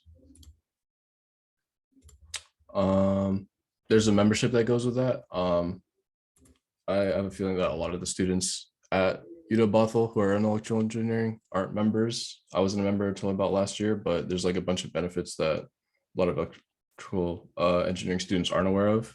So I guess if this applies to you, then I was going to I can't speak right now. Kind of late. I was going to name off a couple of these, but as I mentioned before, you can network with other professionals. You can establish a profile, which is very like helpful, especially when you're in your professional career, like all the works you've done, anything you've achieved, you can upload it onto IEEE and you can get kind of accommodated for that, which is very cool. There is IEEE Explore, which is a great resource for students and professionals alike, where they have a bunch of credited like works. If I could interrupt you briefly, Yeah, go ahead. IEEE Explorer has about 5,000 documents on it. All the papers and from all the IEEE publications, all the documents from IEEE conferences, and as being part of the UW system, you have a free access. If you That is true. graduate and you're out there in the industry and don't work for a company with a subscription, it's not free. So this is a great time to suck up all that free information while you're still a student, That is true. right? That's another story for another day. But yeah, as you said, there's so much information out there. A lot of it like heavily cited as well. And it's great as a learning resource. If you just want to learn more about technologies around the world, it's fantastic. Oh, let me mention something. I have had 3 capstone teams produce papers that were accepted and presented at IEEE GHTC conferences, Global Humanitarian Technology Conferences. So if you were on Explore and knew their names, you could find their papers. So these students graduated having published papers on Explore, which helped them get jobs. It just goes to show, just how I guess accessible it is and how beneficial it can be. You can discover more events through IEEE and whole organizations, such as like events like this. There's a bunch of summits that occur, a bunch of seminars, and so there's a bunch for a bunch of different interests. So one piques your interest, and yeah, they have the resource to allow you to get into that.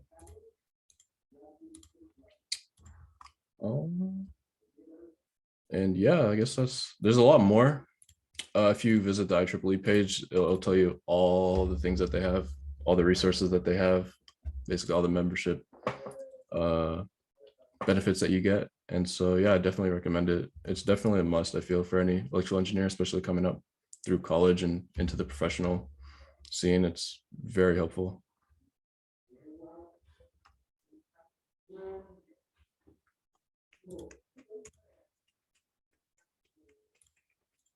But if no one has any more questions, I guess we're free to end it here. I appreciate everyone for coming.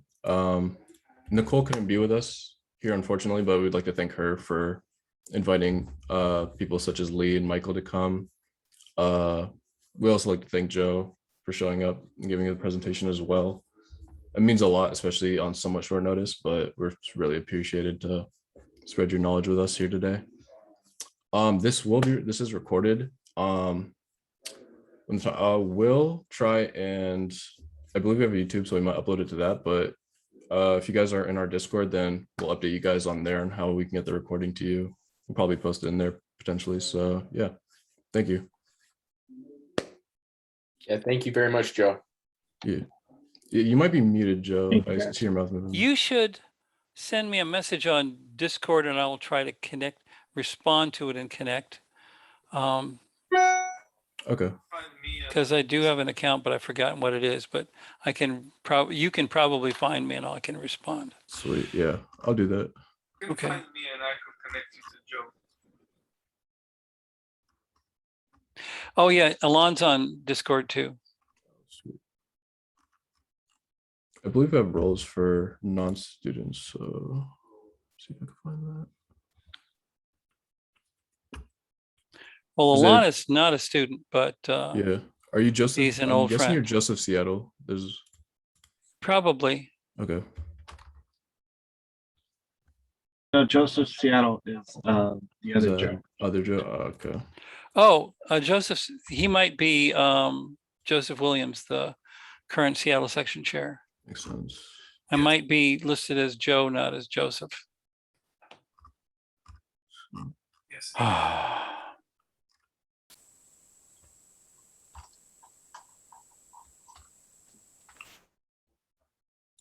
Anyway, I've never been, even though I worked on video games a long time ago, I've never been much of a gamer. And my understanding is that Discord first came out of the gaming community.